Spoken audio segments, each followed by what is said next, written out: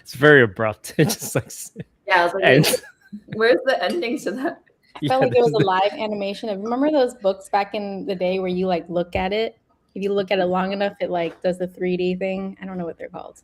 Oh, it's like the one where you stare. It's like the visual. Oh, yeah. Yeah. But you go cross-eyed and then Yeah, you gotta go like this, and then Yeah, you can like. Dude, that was crazy. It like popped up at you. You're like, whoa. Yeah, just like that video.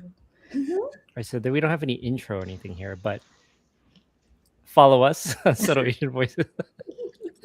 We're back. Yeah. 4 years later, we're alive, guys. How many years has it been? 5, actually 5, 6. Wow. Did we start? Well, Did we since the start last stream. We started. Oh, by the way, is this Lou's induction into? Yes. It sure is. Welcome, Yeah, Lou. sure. Would you like to introduce yourself, Lou, to the Subtle Asian Voices audience? Hi, everyone. You're spending your Friday night with us? Thank you. I'm Lou.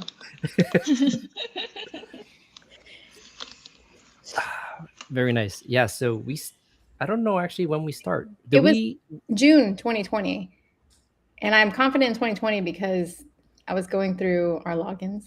And I was like, oh, pandemic. Yeah, actually, I have our anniversary in my calendar. 2020. Yeah, I forgot it was summer. Yeah. Have you watched any of the videos before, Lou? Like the old sad No. videos? Oh, really? Never. I didn't even know they were recorded. Oh. So here I am. A whole new experience on a Friday night. I think most see of how it our goes. our videos were a lot of dating videos. In 2020? Well, just talking about dating because a lot of us were. Yeah, we were all trying to date or like trying to online date. That was a whole thing. Very interesting time. We all at one point we all made well, if we didn't already have it, we made like Hinge accounts. Mm-hmm. And we went through and like analyzed each other's profiles. What?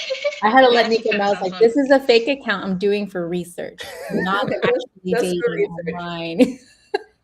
Like because I set this up yesterday. I was like, we had some pretty bang videos. Look, I'll share a couple over here. Yeah. So well, it wasn't all dating. It was like about Asians in business and like work, mental health, humanitarian. There's like some career stuff, policy. Cool. I'll have to check it out. Dating. Oh, these are some of the interesting ones. The older and younger guy. Wow.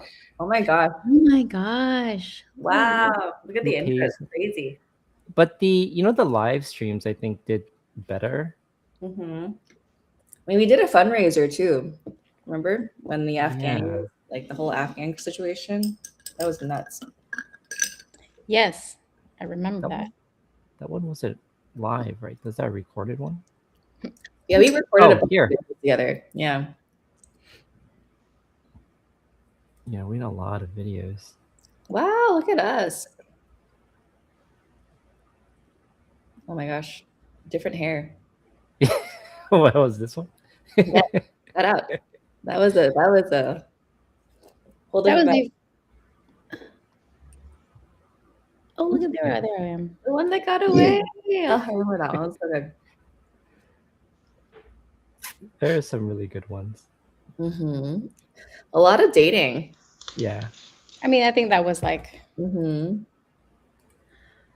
lot of conversations. There's just endless conversations around dating and relationships. So, I mean, none of us were married at the time. And a lot of us were like single, like looking for relationships. And then here we are 5 years later. Lou wasn't married then. She's married now. See? I know. Same. A lot can change in a few years. I don't think we did any videos like recent stuff, right? Of post marriage or post. Well, only Tiffany talked about it a lot. I just think never and like schedules didn't line up because I think after each one of our nuptials, we were like, "Hey guys, let's do that while it's still fresh because we're gonna forget how this feels," and then yeah. But we still kept up on the chat. We did. Yeah, impressive. I mean, there was one time we did it a couple years after. I remember that we got together, everyone, for like a quick reunion, remember? On Zoom. But that was like in 2023. I remember reunion, and then I know it was like after certain things, but that was not live. I thought we wanted to do it live that one, but I don't think we did do it live. I think that was maybe a live, or maybe we recorded it. I don't remember, but it was there. But a lot has changed in the last like few years, right? What's one of like the biggest changes we want to touch on? Dude, all of us got married. Well, why don't you guys share? What is that like? Because I have no idea. I was just gonna say, well, yeah, Brian. pros, ups, downs. Well, Brian's in a long-term relationship. But we've all been there. Nothing interesting there. What's the marriage life is something different. It didn't really change for me. Mm.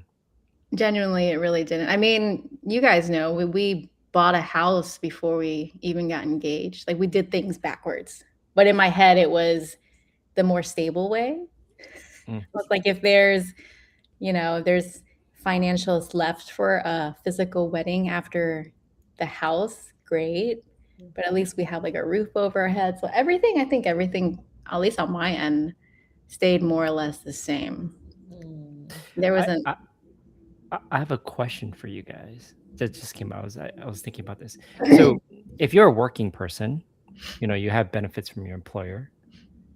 When you're married, how do you handle the benefits? Do you like share benefits? Do you? I think it depends on your company. So like, for example, Nico's company has a policy where if your spouse's work, their company offers insurance, your spouse needs to keep that insurance. Yeah. Interesting. So that's the first time I heard about that as well. That's different. Whereas when I was in corporate, what I knew is that you get to pick and choose. Like I know, some of my friends were like, which company had the better benefit? And then we'll use that one or whichever. But yeah, Nico's was the first where I heard if your spouse, their employer offers insurance, they need to continue using that one. So I think in an essence, it helps the bottom line, right? But generally, you would pick and choose then based on who had a better one. That was my experience when I was in corporate. But since I'm self-employed, they have to take me. Yeah, which is that's nice. how we did it too. Because Robert is part of he stayed employed, so we could pick and choose technically like my insurance or his, but then his had obviously better covered benefits, right? So like that was already paid for and covered, and I was like, great, we're just gonna switch with him. But like my company does offer it, but it's like it's not as good of a deal. You still pay out of pocket a certain amount, but then Robert's is already covered. So it's like easier through the state, especially. So you have state insurance or someone who works for the state, like definitely hop onto that insurance because it's worth saving. Oh my God, our premiums went up by a lot. So it used to only be like maybe $80 a month, but then by the time I switched over, it was like close to like $220 a month extra on top of whatever it is my employer was paying. Wow. So it all adds up, especially in this economy. It all adds up. Yeah, and in California too, places like. Ugh. Lou, have you guys figured out which? Sorry. Go ahead. I was gonna say we're the stragglers. So ideally, if we were to compare, then one would jump over to the other. But when it was open enrollment, we just stayed with our current plan, and we're like, we'll wait till the next cycle. But once it's open enrollment, we would just compare and then see who has the better benefits, and then the other person would just hop over. Yeah. His money. For sure. Yep. It was. If you guys know Nin, he's a procrastinator. So here we are. I don't think any of us really knows Nin besides you and the alphas. Like, he's a procrastinator for sure. I know him enough. Yeah. We got to see a bit of his personality on that live stream, which was unexpected. Oh, the goals. Yeah. Yeah. It's like, What his goals, to give you guys an example, his goals were reach for the stars. it was deep. It was deep. Dreamy. Such a dream. Live. What did it say? No, Live, love, laugh, cry. cry, No, something. Yeah, was it live, laugh, cry? I yeah. love that. I love that. You have Every day or to. something. I'm Yeah, getting him some shirts. very philosophical. I do want that on a shirt, or like I want it on a hat. I could see that on a hat. You know, Yeah, live, laugh, cry, we should get him some hats with like the embroider. like sayings. Oh yeah, we've got a lot of sayings. Jasmine knows some of them. God knows. Like God knows, yeah, that's one. God knows, seriously. God knows. Who knows, right? What is Nin up to on a Friday night? Is there a FIFA game going on right now? I think so. Yeah, FIFA's probably, but That's he's probably been big spending a right lot now. of his time on. Yeah, he's been watching it pretty consistently. Is he a big soccer guy? Yeah, and I want to say that's probably one of his. I mean, you could tell because he actually got Fox just for it. So You got what for it? Fox just to watch it. Oh, Otherwise, yeah. yeah. Same. Yep. I did the same for my dad and for my nephew. We're gonna just get it for the 2 months. I mean, it's like a month and a week, but True. Yeah. yeah. Peacock is streaming live. You guys want to use Peacock, and if you have like, if you're like a state employer, like employed by a big company conglomerate, you can use ID Me, and then you'll get a discount for every month for Peacock. FYI, not sponsored by the way, you guys. Sponsor us. Not an ad. Not an ad. Which one has it? I think Walmart Plus has a free Peacock or Mm-hmm. Paramount subscription, but I think it's to a credit card too. And then if you guys like Apple TV, we just got it. Apple TV just became Oh, a new yeah. benefit with Chase Yep. We have Oh, that did? through Chase too. just a couple days ago or something. So Oh, we just Chase? activated a Chase Or preferred. both. Both. Yeah, so I have the preferred, and then I just activated it. We love Apple TV. It's Let great. me look at that. Miscellaneous question. I'm curious. Hi, Norm. Oh man, Hello. I forgot this Batman. Batman's. I was just gonna say Batman's here. He's blessing us with his presence. Jeez. Yeah. How's it going, The guys? decibel just dropped by like 10. I know.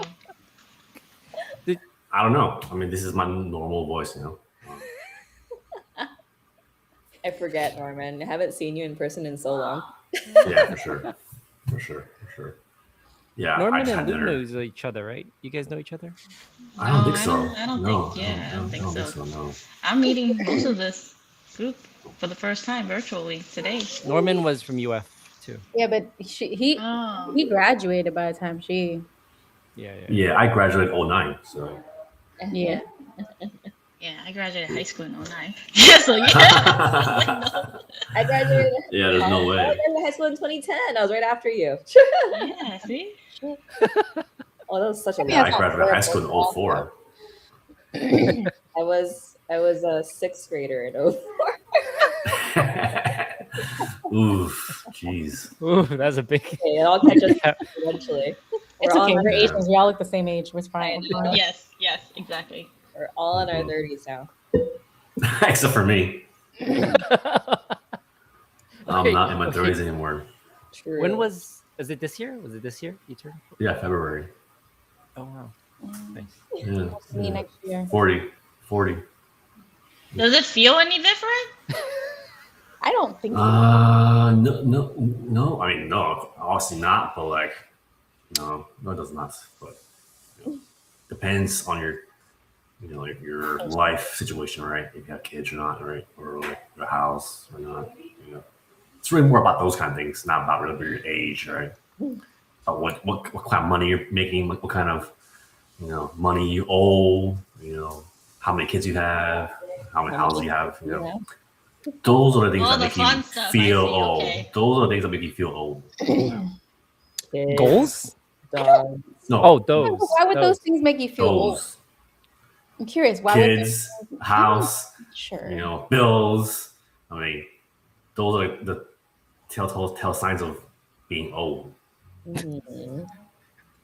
Maybe I'm on the opposite side of the track. I honestly, Or like I genuinely, and Lou knows this. I say this to her all the time. Like I genuinely am looking forward to my 40s. Why is that? Because I feel like the years of progress compound, and the progress that I could make between now and when I'm 40. You know what I'm saying? Like you can't skip steps when you're trying to progress in anything. Recently I was telling a friend, I compared to like weightlifting, right? Like you have to build up those foundations to get to whatever goal in there you want. You can't just skip from here and go to there. And so I don't know if I'm describing it correctly, but if I'm thinking it from that perspective, imagine the next year and a half of progress I would make. You know what I want to say about that? Experience equals old. Or, you know, I think I know some older people that have not experienced life, and some younger people that have experienced a lot. So I mean, of course. I'm just saying, the more experience you have, it means the wiser and older you are. Yeah. Takeaway. Yeah. When you say old, it just sounds so like it just doesn't. It's derogatory, but yeah.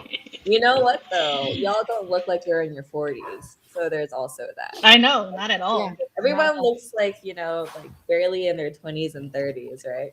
It's the hair. It's the jet black. You look like you're about to go to a K-pop concert. You do have straight jet black hair. Yeah, dude. Norm's like almost No, I have a lot of gray hair. It's just it's a dim. And do you see this? Yeah, I have a lot. This is Becky has a lot. That's blonde. No, girl, look at this. This is just straight up white hair, and I can't tell. I can't tell because you dye your hair. It's right there, right? Do you see all that white? Blonde. No, it's blonde. It's blonde here.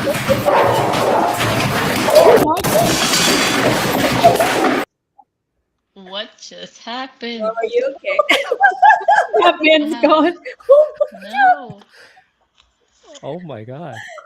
It must have maybe it plugged his. Oh, He's back. Dogs. That's what happens when you have a giant dog and they tackle all your gear. You okay? Huh? Are you okay? I hit you? No, phone. Whatever. I'm sorry.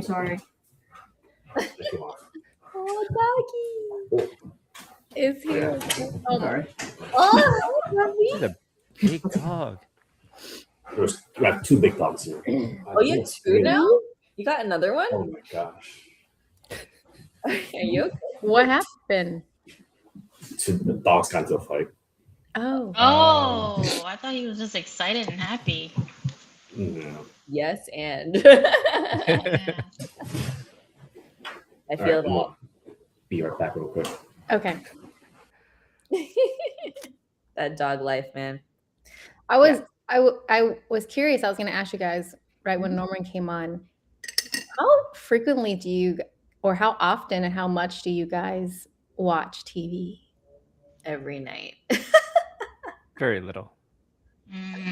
All the time. I think it's mostly on weekends, if anything.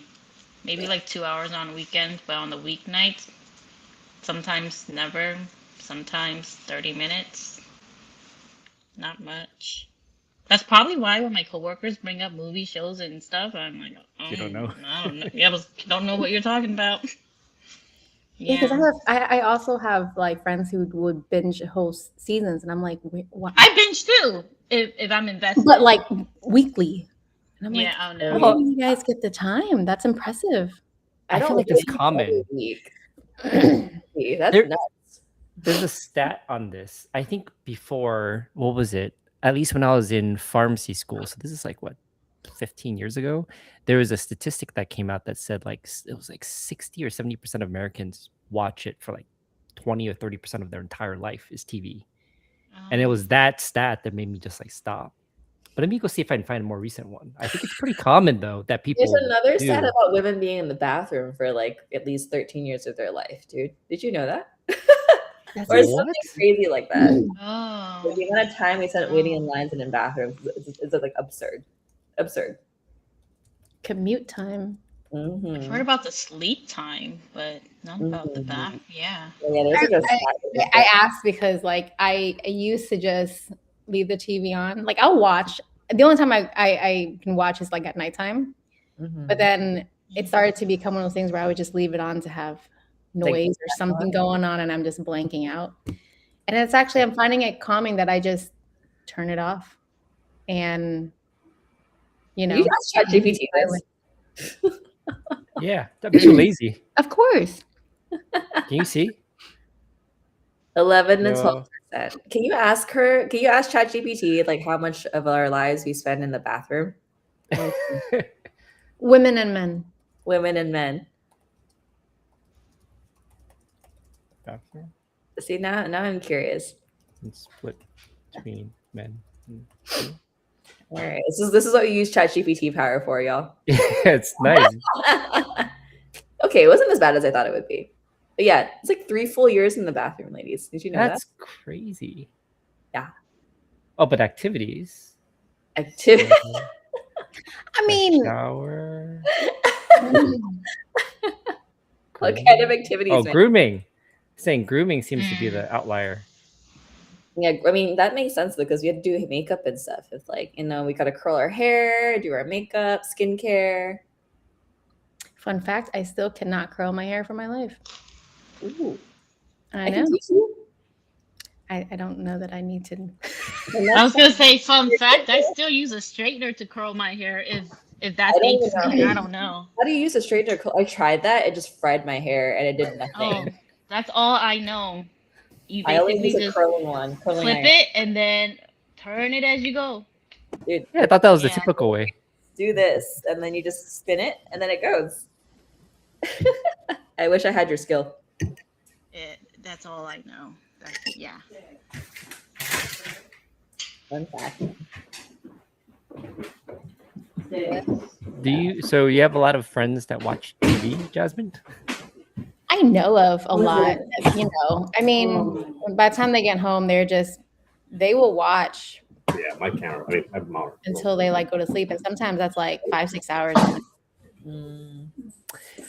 I don't think it's mixed things. I have like two thoughts. Like one thought is like, I think that in some ways is nice because it means that they are not spending. This is maybe a personal reflection.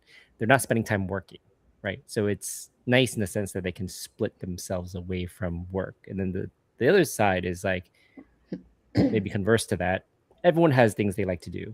They like TV, so great. They're again spending time not working, which I think is like a good thing. Mm-hmm. I couldn't do it. I only watch TV at the end of my day so I can melt my brains out because I am so tired after work that I just like I can't watch a serious show. So all the stuff that I watch is like trash TV. Me too. It's really bad trash. Most of the time. Or I fall Example? asleep during the show. Wait, Lou, you watch trash TV? Okay, when I say trash TV, maybe not for you all, but for Nin it is. Like for example, The Bachelor. Oh, Nin is he was like Oh, girl, that is trash TV. That's all I watch. Yeah. I watch like Selling Sunset. Yes, I watched that too. He's like, how could you watch this stuff? Love is Blind as well. Yes, Love is Blind. I watched that. So now he's TV. just like, he tells everybody that I watch reality TV shows. So yeah. Yeah, that's what my husband feels like too. He's like, I can't watch this. This is like so scripted and so bad. Like, how do you listen to people argue? But he also only comes in at the worst time when like they will be saying something so idiotic, and I'm like, I swear the rest of this is not like this. Girl, actually though, Selling Sunset has been mostly that. But it used to be better. Yeah. But you know, there's that. I watched one season of Love is Blind. It was because there was an Asian representation. And then I tried to watch The Bachelor when it was yes, Jen. Yeah. And I don't not good. I've learned, I don't know if it's this age or whatever, I've learned that I cannot do reality TV because there's so much I'm just like, I'll have to fast forward it because there's so many all these things where it's it's right at the perfect time. You have to sit through the ad, and I'm like, come on, I don't have time. But it's so light. Like Nin likes to watch like history, like serious things, and I'm like, if I want that, I'll just read the news. It takes me to just heavy things versus like reality. Okay, I get they're being stupid, but who cares? I mean, yeah, my husband's the same way. He can't watch it too. He would rather watch like Magic the Gathering on YouTube or like pickleball matches on YouTube. That's very different genre. It's Robert. You know, he's a different breed of it altogether. But Whatever. but history is really heavy. Yeah. I like documentaries. Documentaries are nice. I feel like I've been watching a lot of news lately, just because That's of depressing. stuff going on. It is depressing. Can't But do it. I'll be right back. Okay. Listen to NPR maybe like once in my morning, and that's all I can take. Like, Yeah, same. I have to cap myself. Yeah. My mood changes if I spend too much time on it. 100%. Yep. 100%. I also really like game shows. Ooh, what kind? Which ones? Like I like well, Survivor, if you consider that. I mean, yeah, I guess it's a game show. But yeah. I'm impressed it's still running. It's been on for a very long Yeah. time. Yeah, Watched it's the most impressive. recent season 2. It was like 50, and they brought all the different, you know, whether it was winners, but just like some of the more iconic players, they brought them all back from the different stages to season 50. So that was really cool. That's awesome. Yeah. I also like Shark Tank. I like Shark Tank. Yeah. Good one. Yeah. Yeah. I watch all kinds of game reality TV. Like there was one recently on Netflix. It was like $1 million something. I forgot already. So basically, it's a house of people. Secret, They like live the in this Billionaire or mansion. something. Yeah. Right? Oh, yeah. Exactly. and the $1 million floats to like different people, and it's always one person that has the $1 million. So you have to try to figure out who the millionaire is by the end of each episode. Otherwise, you know, they get some of these like cool, I don't know what they called it, but basically they could kill off people if you don't catch this person. And then at the end of it, the goal is to be the millionaire with the money and make sure that people they don't detect you to be the millionaire. This is a game show? Yeah. That sounds like Traitors. Yeah. It's kind of like Mafia, but not really. Yeah. There was one, I think on Hulu or something. It used to be, I think it was like something Hustlers. I like that too. I just like human psychology type of shows where you can try to figure out who's lying, how they're lying, how they get away with it. Yeah. I like dating. I like crime stuff. Dating. Yeah, it was like dating. It was mind games. You should watch Traitors on Peacock. Yeah, I was gonna say I don't have Peacock, but I heard it was really good. It's really good. Traders like stock trading, or traders like betrayal? Like betrayal. It's like it's just mafia in real life. That's all it is. It's mafia. So everyone like it's like in the US it's all celebrities, but the one in the UK is all like normal people. But you have everyone in a house, and there are 2 people who are traitors at least, if not more. And then people have to figure out who they are. Right. So it's like basically like everyone's like a house of mafia. Yeah. Yeah. But the American one's okay. But I hear the UK one's good. I haven't watched the UK one yet. The Traitors one is like funny if you know the celebrities that are on there. Yeah. But it's just like it's a really funny mind game because people are like, oh my God, like this person like is definitely a traitor because they said this and it's like one thing. And you're like, how does that equal traitor? You know, but it's just like a game of mafia. Yeah, and then they just run with it. Yeah, exactly. They create a whole narrative on something that's like, no, nothing was there. Yeah, it's like a one-liner. It's like, oh my God, you said us instead of them. Like, yeah, that's the Millionaire show was like that too, because they also have, in order to get the benefit of being able to kill somebody off, they have to complete a challenge, and sometimes the challenge is like you have to hug one person each time or something like that, or you have to like use these words in your sentence in the next hour. And then so one time somebody like stretched and they were like, that's weird. They must be trying to, you know, complete a challenge because why are you stretching? Yeah. So yeah, that's like Traitor 2 is like you have to like kill in plain sight. So they like do an action to like kill someone, quote unquote, like a murder someone. This is on Peacock? Yeah, Millie. Oh, Daphne has a dog too. I do have a dog. Millie, stop. Big old dog. Big. Hey, stop that.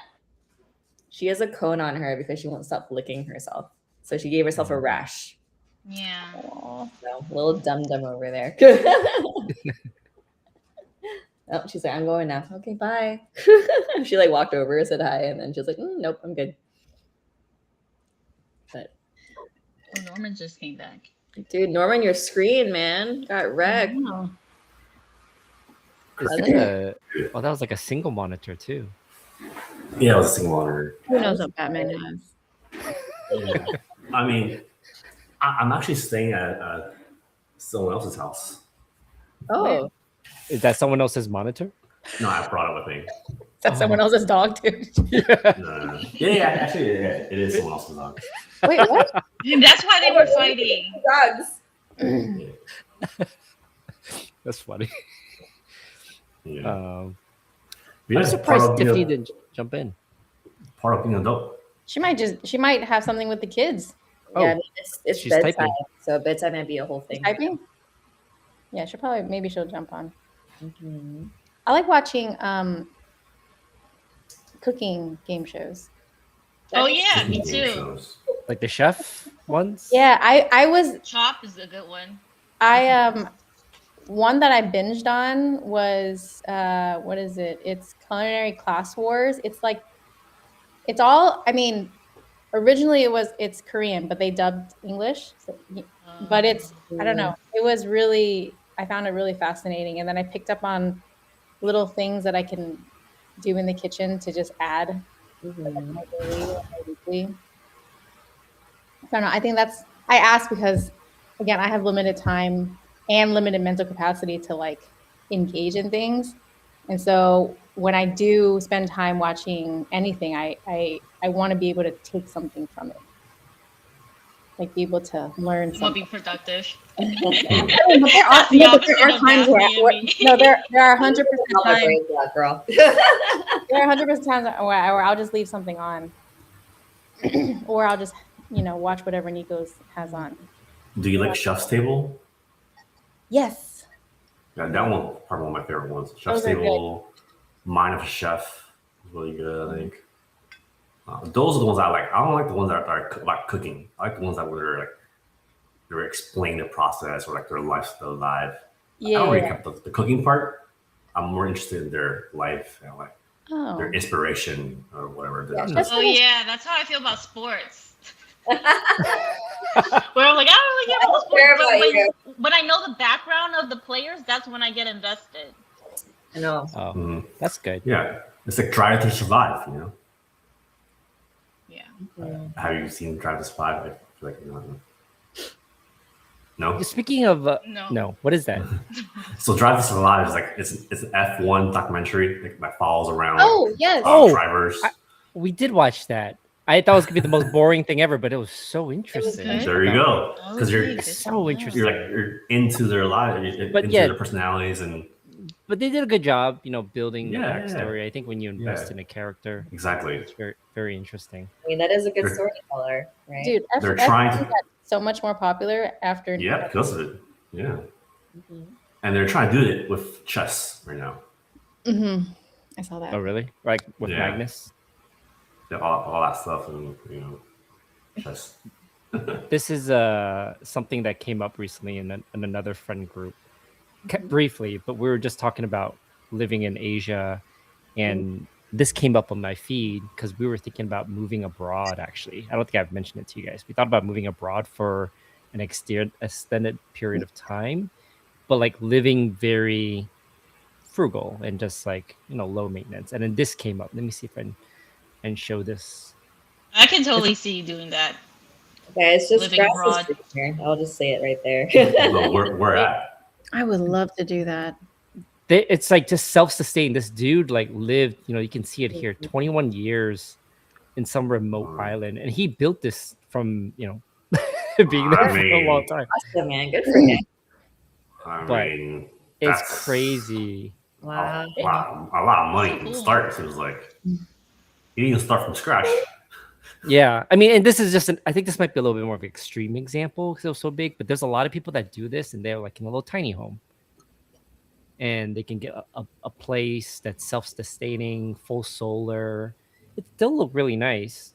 It was just very interesting to think about because then it's like if you are in America, I feel like you have to work so hard to sustain a certain lifestyle. But if you move elsewhere, and I have a lot of friends now, I think maybe like 4 or 5 that have moved over to Asia, and they have they've been not living like crazy lavish lives, but they're very comfortable, and I would So say how are probably they less making money? stressful It depends on where in Asia you are, right? So like, for sure. yeah, where in Asia are your friends? Most of them are in Vietnam. Of Some course, of them are of in course, Thailand, Thailand. Yep. of course, of and course. then You're Bali living is a very comfortable lifestyle in Vietnam, Thailand, and Bali for sure. Well, one of our friends originally was trying for Japan, and this the visa process is just brutal. So they ended up they've been in Thailand now for what, year and a half, 2 years, almost 2 years. Jackie. Wait, is this Jackie? Oh, oh okay. yeah, Jackie. Oh, I didn't know they're in Thailand. Oh. Yeah, Chiang Mai, I think. I Pretty sure. forgot because he did originally intend to go to Japan. Yeah. Japan's I mean, yeah. strict. If you have the USD to go there, then you'd be very comfortable for sure. But if you like to work like a Thai job or a Viet job or like actually work in Bali as like a Balinese person, Hard. you can barely survive that Yeah. area. You know, so like if you're bringing in US money, sure. Because those areas are like what 4x or dollar or like a quarter of a dollar. So our dollar goes a really long way there, which is why like the people can live very well there. You can even like buy a really nice house there for like a fraction of the price. Yeah. But if you were to actually like live and work in those areas on that salary, like on the local salary, there's no way you would be able to survive there. Yeah. The thing is here, Yeah. So what is your work situation gonna be like if you move there, Brian? Or It's a good question. I don't know. But I think I would find fascination in doing odd jobs. Like I don't have to make a lot of money. Like I considered I think a couple of years ago just living in different hostels and making like bare minimum wage, but you get like a place to live. They Yeah. feed you. yeah, that's what my friend did. Yeah, that's what my friend did when Worked in a hostel? He did it over in where was he? Somewhere in Asia, somewhere, and he did that, cleaning bathrooms and stuff like that. Brian, would you still be building all your side things? I don't know. I know the last couple of years, or no, this past year and a half, I've been thinking a lot about what I'd like to do. So I think I mentioned it to Daphne actually. So the thing I'm building costs a lot to run. a lot of money. Yeah. I don't. You're self-funding it, right? Yeah. Yeah. So Is this the I app? don't. Yeah. So I think I'd have to do something slightly different. So while you're on it, so Try to what make are, shit different. you don't have to go into full detail, but what are the primary lanes of that you need to fund? for the It's project? mainly to the security, privacy, and access to the data. Like, it just costs so much to do business. Yeah. Certifications, make sure you're doing the right thing, you're protecting. Like, there's tons of money that goes to all these organizations just to do business. So health, and I think that's why partly why healthcare is so expensive in the US. But yeah, there's other ways. Your world is harder. Like the caregiving space is really tough. But that's where Brian kind of reach into because there's very little funding there. Yeah. And it's more of a money sucking industry than a money making industry. So no one wants to fund it, even though it's necessary. So it's more about like, okay, how can we support this endeavor, but also still make money and make it make sense, right? Yeah, it's not gonna make sense. You can't like these kind of things where like lives are dependent. Like you don't want to be making money off these things. Like if you're making money off these things, then what's the point? You know? Yeah. I mean, that's the difference in healthcare, right? So healthcare is like kind of depressing, but healthcare in general is it's a giving industry. You don't make money off of healthcare. That's like no one goes into like You're not supposed to. a lot of money out of this, right? You're not supposed to. Yeah. You're not supposed to. Healthcare companies do make a In lot theory. of money. In theory, yes. You're not Yeah. to, but yes. There's a lot of money in healthcare. There is a It's just not going to the right people. There's Yeah, a it's lot going of to the money in wrong people. healthcare. and Yeah. there's enough of us in here who have seen it firsthand. So Yeah. 100%. Yeah, I mean, but it's fair, right? it's America. That's how America works. You know, like if you're not making money, then you're not doing it correctly, I guess, right? So I mean, you have to Yeah. survive. That's the issue, right? And our system is just very. It Yeah. could. Our system is, it's doing its thing. It's doing what it needs to do, but we have to survive within it, right? So I think it's just a reality, right? Where like you got be honest with yourself that you're not here to yeah, do Oh, good. there's such a You're big here to part. make money. But yeah. the thing is, there is such a wide margin of the ones who are truly surviving it as definition of what we know is survival, and the ones who are at the top who are Mhm. literally probably have never had to survive a day in their life. It's Mhm. such a wide margin, and it's why I left healthcare. Unfortunately. Yeah. It's tough. I mean, it depends on what you want out of healthcare. A lot of people that go into healthcare think, I'm going to make a ton of money, right? Because you just don't. That's kind of the bottom line, unless you're like a neurosurgeon or unless you're like in plastics, right? Those are the money making industry, or dermatology. But the thing is, people are not realizing, we need to survive in this economy, right? We have to like be able to provide for our families and like pay our mortgage and like pay our bills and all this stuff. And so people are realizing, maybe not healthcare anymore, which is also going to be bad because in the future, that means who's going to be our nurses and our doctors, our physical therapists, our OTs, all that stuff is going to kind of fully come drain unless we figure out a way to change it. And that's hard because So, it's hard to get money in that, right? Batman has a thought. Yeah. No. I mean, is he solutioning? no. I feel like We a lot of Here we go. Solution. yeah, like, no. There's no solution. But I'm just saying, no, there's no solution to these things, But yeah, I mean, I think a lot of people are just gonna, head towards, the whatever money making health industry is gonna be, like whatever makes the money. That's where we're gonna go. I mean, that's why a lot of people opt out of insurance and go to cash based, right? Have you guys heard of the cash based world before? I think I've heard about it. Yeah. In the no insurance world. Yeah. I mean, it's probably cheaper. I think from It's what I've actually heard, cheaper it's right now. Yeah, Everything I've I'm heard spending is cheaper than no insurance. Yeah, out of pocket technically is supposed to be more expensive, but because the current climate, it might be the same that you're paying for, right? Which is kind of insane. Yeah. But the cash based world is easier because you directly just deal with the client and not insurance, right? Which is where I am at right now. I work in purely. But I think the caveat for cash base is that you gotta make sure you have money on hand. Like, if you don't have money on hand, yeah, totally screwed. So right, and that's the thing about the business and cash, right? You need to be able to have clientele that can pay your pricing, and so be able to provide quality services that can justify that as well. So that's kind of like the balance between that. Yeah. From what I heard about Japan, like they do like price fixing, right? Have you guys heard about that kind of stuff? Where the medical services are price fixed. Whatever the government says, that's how much you charge for whatever the medical services. In Japan? They tell you, Japan, where they have this. That's the price that you're gonna charge for whatever person, right? Whatever area, right? It has their own specific charge that they're gonna charge you, and that's what you pay. You don't. What's it? There's no middleman, raising the cost on everybody. Like here it is, right? There's socialized healthcare, though. That's why. Right? Mexico and Canada, we're like sandwiched between two countries that have.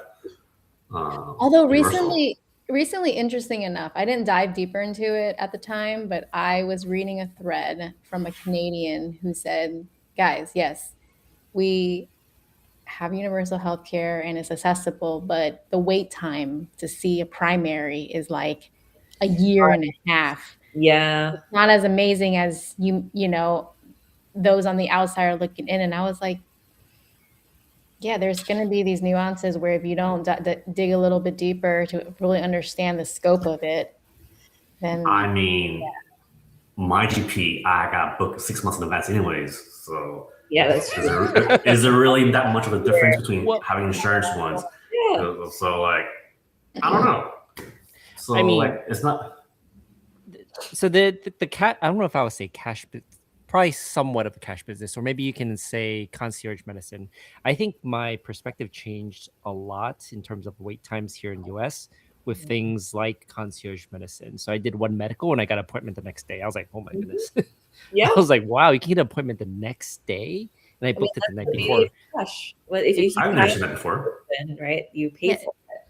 That's Yeah. what you're paying for. But Yeah. you Which gotta is pay for it, crazy. Yes, exactly. But they did take insurance too, which was nice. But that these services exist, I think they're more readily available. Actually, no, I take that back. I was gonna say they're more readily available in the US versus others. But I think places like Canada has that too. So you can pay to see a doctor if you want to pay. But my friends in Canada said the same thing. They've been waiting like 2-3 years to get a primary, and it's crazy. Yeah. I mean, They an just ACL moved. surgery is like 2.5, 3 years wait as well, right? Anything non-emergent, you're going to wait for a very long time. interestingly enough, I just scheduled my primary this week. Was it this week, Blue, that I told you? Because it was a milestone for me because I kept putting it I off. think it was like a week or 2 weeks ago. Yeah. And I was, and just a preface for anybody, I actually have not had healthcare since 2018 when I left corporate. So Nobody knows crazy. Dude. It just, I don't know. I mean, I've shared with you guys before, like, it's part of just something that's always been engraved in me. Like, I grew up without healthcare because we couldn't afford it. And my brother and I always lived off just like, don't get hurt. We never really got hurt, thankfully, you know? And we only went to the doctor when we like absolutely have to. I think that's also part of like the immigrant, Yeah. you know, mindset and the path. And it's like, well, we have this many resources, we have these options, and that's just what it is. And so when I did finally get healthcare, when I graduated college and got a job, I was like, oh my God, this is amazing. And then I left, you know, X amount of years after that, I left corporate and did self-employment, and just looking at the cost of just insurance, it made no sense because in my head, look, again, just to say that it's my mindset. I'm not advocating for no health care, but in my mind, it's like, I'm healthy. I don't have any immediate need for it. Why would I pay $600 a month for me to go to a doctor, get a panel, just to be like, hey, you're good? You know, like, especially also at the time, then I didn't need it. And then COVID happened and all this other stuff, and the economy and everything has been fluctuating. So again, you're always kind of watching your dollars and where it goes and where it makes sense. And, you know, now, interestingly enough, this year, I, you know, got it back. And then talking to Brian, he's like, well, I decided not to do healthcare. I was like, hey, I've been there. So I don't know how you lived with it for so long. I get anxious now just thinking about it. A lot, yeah. Yeah. I mean, like on top of all these things, where like people who don't have healthcare, who don't go, right? Then for people who have universal healthcare, right, they're going. So that's why there's such a wait, right? Because they're gonna go. They're gonna go. So everybody's going. So there's big demand for healthcare now, because for places that have universal healthcare, and now you have limited doctors and medical professionals, right? So that's another thing where that's probably an issue, right? Where there's not enough doctors, right? Yeah. So Brian, if you don't mind sharing, what is making you anxious? Well, there's a lot. Where do I actually, start? we could start with what Norman started off with. Is just like Getting old. Well, before Y'all are not old. before not having healthcare in the last few years, what I assume you see your doctor regularly, you get regular panel checks and all that, right? Did you ever have a scenario where you needed to go that was like out of the norm? I did. Yeah. Okay. But I think I have just some weird thing. I used to think I eat too much protein, so I always have some weird labs that show up, and they always refer me to a specialist. Mm. I always, every like 2-3 years, I end up seeing a specialist because they see something odd with my labs, but the secondary lab always shows it's fine. But they have to see the specialist first, so it's pretty often. And then I have other like, I actually am pretty sick. I have a lot of like things I go see a specialist for sometimes. Yeah. So I do every now and then. Yeah. Yeah. So it's a little scary. It is. You're not wrong. It is scary. Just eat Linda's home cooked food. You'll be good. Well, how does Might Linda be feel? too good. It might be Oh, too I know. good. How does Linda feel Yeah. about everything? I think she shared. It'd be Very interesting. similar? Very similar to you, actually. I think she grew up very similar of not having a lot of those resources, and like her mindset is very similar. Like, be very careful, make sure you stay healthy, don't get hurt. And I think her family That's your grew up spot, like that. isn't it? I don't know where she is right now, but I can't know. yeah. But yeah, I think what we've come to realize, at least in the last few months of not having it, is like we've been going. Oddly enough, when you don't have insurance, we seem to be going more often, but it's cheap. It's actually not that bad with cash. Yeah. And then the insurance is more expensive. But So, question Yeah, for you, guys. Question. So you've been able to find like just you go meet directly to cash practices. yeah, Yeah. Right here. you just ask the cash price, and it's pretty straightforward. It's like don't have to like check a lot of stuff. They have a little list of menu and things. It's pretty easy. A la carte. Yeah. Interesting. I mean, out of curiosity, Brandon, how much are you paying cash out there for like a doctor's visit out of pocket? It depends. It would range anywhere from 150 to 300. Yeah, that sounds about right. Yeah, just to see, just the And talking then with the labs and doctor. everything. And that would be additional. Yeah. Yeah, Makes but sense. That sounds about right, honestly. And most cash-based stuff is like anywhere from around there, around California. as So, well. with that kind of pricing, like, not many people can afford that. I mean, at least the I mean, when you think Sure. about it, like your deductible sometimes is $6,000 before anything else gets covered. I mean, like the people who don't have insurance, right? Those who can't afford anything, like they're not gonna pay $300 for just to see somebody. Totally. I mean, you have to be in Jeez. you have to be in a position to be able to afford that kind of like 150. Yeah, like just afford insurance and like there's stuck. They can't afford cash and insurance. Or like, Yeah. well, But the thing is, Yeah. like, sometimes you pay for insurance $600 a month to still have a $6,000 copay, right? So you're like, why am I putting away the $600? I'm gonna see a doctor 2 times for $300 each. yeah. It's $6,000 copay that I probably won't fill by the end of the year. Yeah. Yeah, I think it takes more planning. Covered, but because I remember last year I got like before I switched to Robert's healthcare, I had a PPO, right? And the reason why I had a PPO is like, oh, I want to go directly to my provider if I need anything without a referral. But then I realized my deductible was $6,000, and I'm like, I am not paying out of pocket to hit that $6,000 deductible in order for me to get to whatever is covered. And also that year, I couldn't get a primary care like to even see me because in my primary it was like a year and a half wait on my insurance as well, which is insane. wow. What? Right? So I paid for insurance that year and didn't use it without even like a primary care because I didn't want to pay to have to go see somebody else or not see my primary. Right? She's known me for like 4 years, but this year Okay. It was already established primary, and you still Already can't see her? I did not see her. No. Crazy. If it was an emergency, could you see her? I mean, you can try, but it's like a 3-week wait for like not for for like primary care, like checkup purposes, the wait is until like 6 to 9 months minimum, if not longer. Yeah, that sounds about right. Right. And then if you're like emergent, but they're like, oh, like we can call you as a cancellation, but then also the wait is like 2.5 weeks. At that point, go to urgent care. You know, like you can't really right. That's So question. Mm-hmm. Question for you guys that are in healthcare. So like, are we in a shortage of medical professionals, doctors, and stuff like that, or like what was like I feel like I don't know. 100%. I can't believe it because like I feel like there's so many people who go to school for being a doctor or nursing. Like I'm like, why is there a shortage?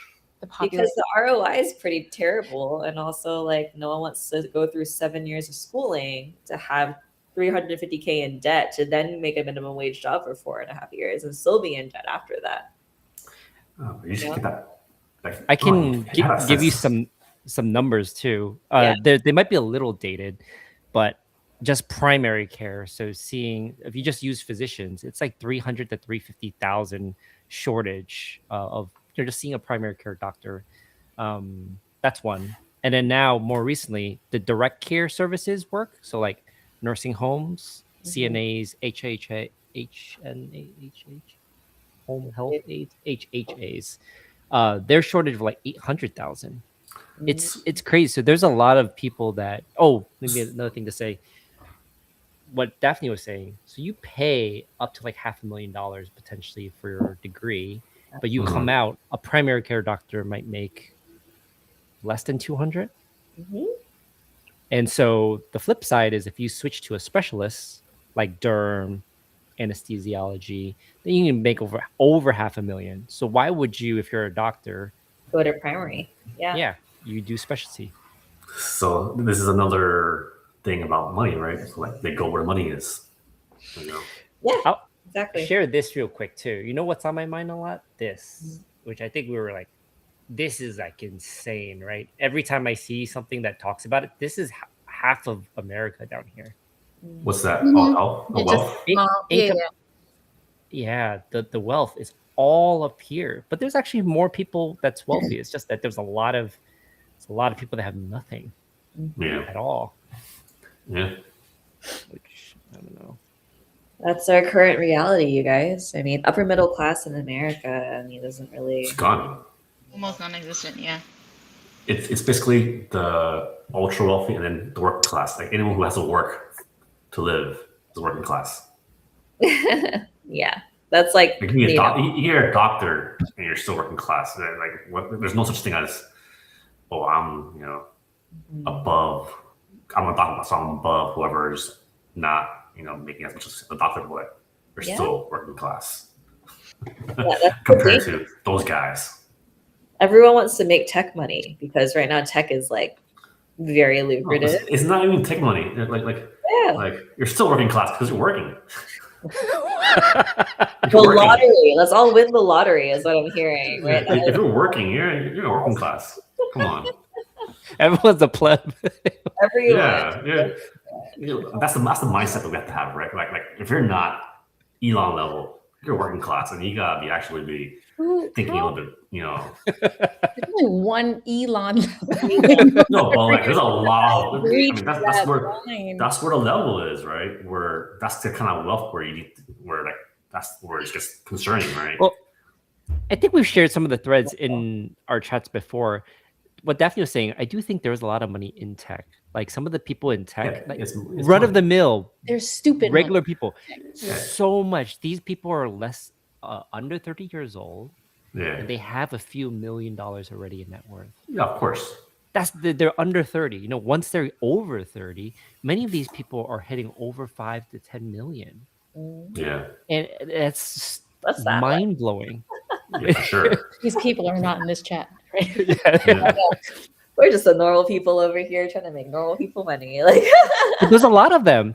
I feel like there's a decent amount of people. If you look at the big tech companies, what was Meta laid off 8 to 10,000. They're a big company. Google's really big. They all make on average to over $200,000-$300,000. They all have millions of dollars in net worth. Like that's like entry. Yeah, it's crazy. You just got to work there for 1 year, and then right? No. Well, there's just levels. Just levels. I mean, the only way you make money in healthcare is opening your own practice, right? That's the only Yeah, way. But then you I've been just, trying to get Susan to do it. yeah, it's hard though. What are her hesitations or her She doesn't pushback? want to be. She doesn't want to be the responsibility. Did she graduated? She started She has one more year. Mhm. NP or CRNA? I don't recall now. The DNP. Oh, DNP. Nice. Part of med spa. I mean, she can make a lot of money in cosmetics. Yes. 100%. Yeah, I'm trying to sway her into it. Yeah. But that's we'll the see. problem, right? People don't always want to go into these money making specialties because I mean, currently she's in family practice. She's Yeah. doing But the I'm good like, work. but then I'm like, we need to make money to survive. And I'm like, Yeah. so I'm like, it's hard to like decide like how do we want to live, right? Or like, do we want to be good and work at the lower paying areas, or go towards something that's gonna help us start a family, get a house, the whole jazz, right? So like, I'm sure this is the thought process for everybody who's trying to be a medical professional. Where like, do I really want, like you said, right? People are going to a specialty instead of the family practice, and it's the same exact But that's the reason question that we're trying to do. That's the reason, It right? sucks. It sucks. It sucks. It's a catch-22. It's like you want to still do good, but at the same time, you have to earn your keep. You have to earn to live, right? So like, Yeah, just live. So it's not like I'm trying to, but then, We're do whatever. just trying to breathe over here. Yeah. right? But the thing about if you're in healthcare, you really care about people around you. That's why you go into healthcare. And that's like, oh, Most I'll of be, it, I can trying live to. like- Not everybody. I'm just trying to. A good chunk of us should ideally be like that. But it's like, yeah. Not the plastic, just the plastic surgeons. Some plastic surgeons actually do some really amazing work. Let's let's give them some credit over there. Yeah. Like they repair like tips and like have them. They you have burn surgeries and they repair their skin. Those, like, yeah, those for sure. But yeah, it's like not miracle. the cosmetic one, the one that do So you the have to, boobs like, and all the cosmetic stuff. But all this to say, everyone's just trying to make a living here, right? But it's also then the purpose of healthcare just tanks, because then we are in healthcare to make money, but really want to just care for people. Like that's what's so frustrating, right? Like I don't want to leave my profession, but at the same time, it's like, oh, like my cap is X, right? But then the cost of living is X, and then so like how am I supposed to be able to afford cost of living but still do the job that I love and feel burnt out but not have time for anything else? yeah. That's Man, always, the and I real heroes are like really wants to teachers. do. Oh my God! Don't get me started on teachers. Teachers I don't know. are not compensated as they should. Teachers are the most overeducated people ever. Like they have like 4 master's degrees. It's kind of insane. So Yeah, we value the wrong people here in America. Just thank saying. you, teachers, for all that you do. After seeing it firsthand. Because teachers don't provide profit. Like where's the profit in being a teacher, right? Like at a company, right? We're seeing, all right, these people are not, generating revenue for us. So why should we, pay them what they're worth, right? There's a big trend in the last few years. I see people who are historically going into academic fields like professors and teachers moving to industry. That's Just the next thing. Yeah, you got to take care of yourself first, and then like that long training, you just constantly training and spend all this time training, but you can jump over here and you can make a little bit more money. Yeah. So that scares me because like, is K through 12 education slowly going to be moving towards privatization? I mean, yeah, that's education. That's private education for you, though. So like eventually, like it is if you have the means. Like public is always going to be there, but ultimately, I don't know. This is a reflection that I've made as an adult in terms of the public school system, and then you really, when you pull back the curtain on everything, you really see that it's built to keep you in this Bubble. in the system, in the bubble. Like it Like a worker bee. yeah. You're just It's it's a little sad because I like wish Robert was here to talk about this. He go ham. Yeah. He will go It's on a really sad. long tell us spiel. how you really feel, Robert. He will not filter it either. Probably shouldn't have him on then. no, it's better, content. I feel like I've had a lot of Don't know debates that with Robert's Robert. a He's lawyer. great. We appreciate that. Robert's a very good debater. He's very even keeled. He won't light that stuff up on the air for sure. But I think he has a lot to say about education and like the role it plays in our development. And same thing with is it truly free? Like, I don't know. Truly free. Whether it's the actual cost of the dollars or the cost of your child's future. If there's a cost. Well, taxes, right? I mean, the thing about property taxes, right? It's supposed to fund education in your area, in theory, right? But then, especially in places like LA, you have very wealthy neighborhoods, but then the property is being passed from generation to generation to generation. So then you don't actually get the funding from the property tax and the value of the home. Does that make sense? So let's talk about it more for California. Does it not? You're talking about Florida. You're talking about Florida. Well, Florida's about to go through some a possible no property taxes. No. That's what DeSantis wants to do. Not completely no property tax, and I'm not saying this in defense of DeSantis. But it increases the amount of homestead. You're still going to pay a certain amount of property taxes, but I'm not, if it passes, I'm not going to not pay zero property taxes. As a homeowner, that's fantastic. But, as a community person, not so much. So the homestead amount is going to go up. You're still going to have to pay. I think that's the first layer of it. I think if that passes, then future years are going to try to keep bringing it down. But then, yes, there's that argument of how is our community going to get funded? I think it's great for those who, I think it needs to be tiered somehow, like seniors. And they don't tell you this, but I just learned about it. Granted, my parents have been seniors for a decade plus, but you can apply for additional, homesteading. Yeah. And I'm like, nobody ever tells you this stuff, or you're not automatically enrolled or anything. They just want to take money from you. So I'm curious about this, right? For seniors who can't really afford a house anymore, right? Like to pay the taxes, which is a lot of them, right? So is it better for society for seniors to let go of the house and downsize versus getting rid of the property tax for the seniors? Would force them out of their home, right? Well, I'm just saying. That's the thing. And so if they're okay with it, sure. In theory, it is safer for them to downsize because safety reasons, like one level floor, we can navigate it with anything any issues pop up. But the issue is that it's their home. Imagine someone forced you out of your home. How awful does that feel? Yeah, right? I understand. But as a whole, for society, because we're limited in housing, we're limited in a lot of stuff, and unfortunately, seniors are kind of at the end of the road almost. And if we're not building more homes, and there's kind of a limit of what we can do. It's a weird question. It's weird. There's plenty of homes being built. The problem is that the homes are owned by private equity.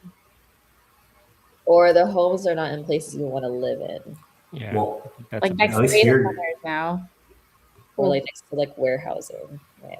Pollution central, At least here, I'm not sure if you've noticed, but a lot of newer homes are pretty expensive. Even if they're $1 million homes, they're not making starter entry homes. They're making They all- luxury Out the homes. window now.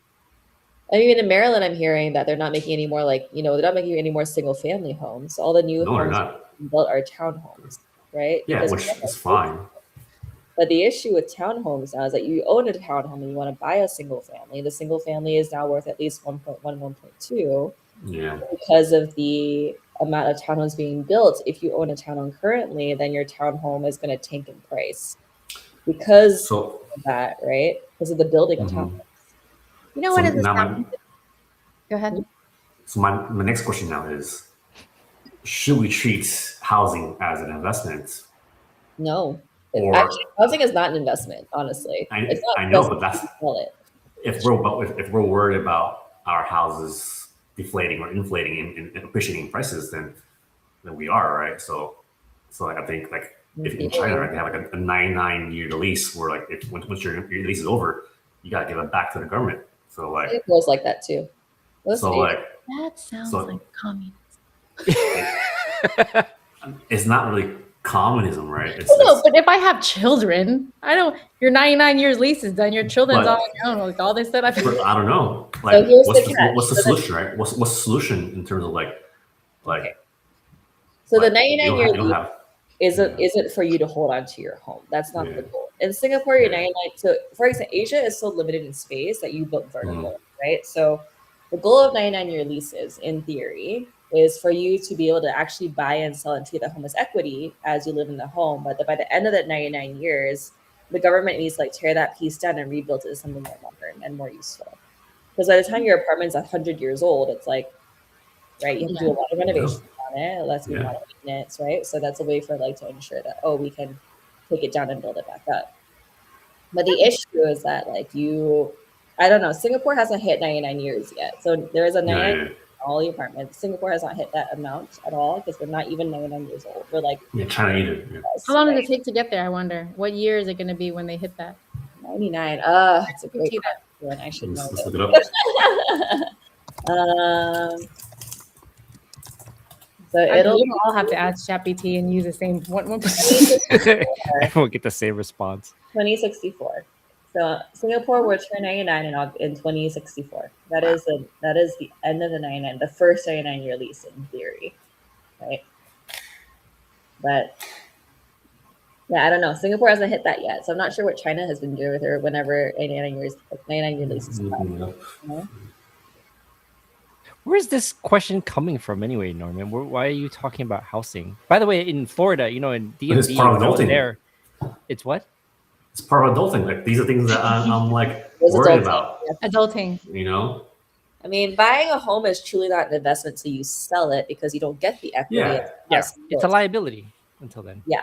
Yeah. I mean, you're Or, like, putting money into this house too. You're spending money on Yeah. maintaining it. You're spending money on like the things you want to do with it, right? Like all your like renovation costs and like the maintenance costs, having to buy a new garbage disposal or like a laundry machine. Like that stuff adds up, right? Some interesting commentary. he should just join in. You should just join in. You know? Yes. Oh yeah. Join Let in. me Kevin, you want to hop on? Kevin, you want to hop on real quick? DM him the link. Let me send him the link. I stay that's up, what I he said. stay up to date, Kevin, with your His stuff? activities. Yeah, because he sends me updates to my inbox. Too funny. Like, oh, Oh, I haven't posted the video. We met up with Kevin when Linda and I was in Japan, Mm. and we were all three of us had a what's that thing called? That DJI Osmo? Yeah. We're all recording all at of the you. same time. he's like the Spider-Man. Yeah, we're like, hey, look at this. Anyone going to Japan anytime soon? I'll be there in a week. Really? Really? You didn't say? Huh? You didn't tell us you're going to Japan. What's the occasion? We've been talking about really serious stuff. I know. We were like housing and mortgages. Like, where are we gonna have time to talk Healthcare, economy. Screw all of that. We're Weddings. going to Japan. I mean, Yeah. Come to Japan with me. listen. Every other week, Nico and I are like, how do we just make it back to Japan? We'll probably go again.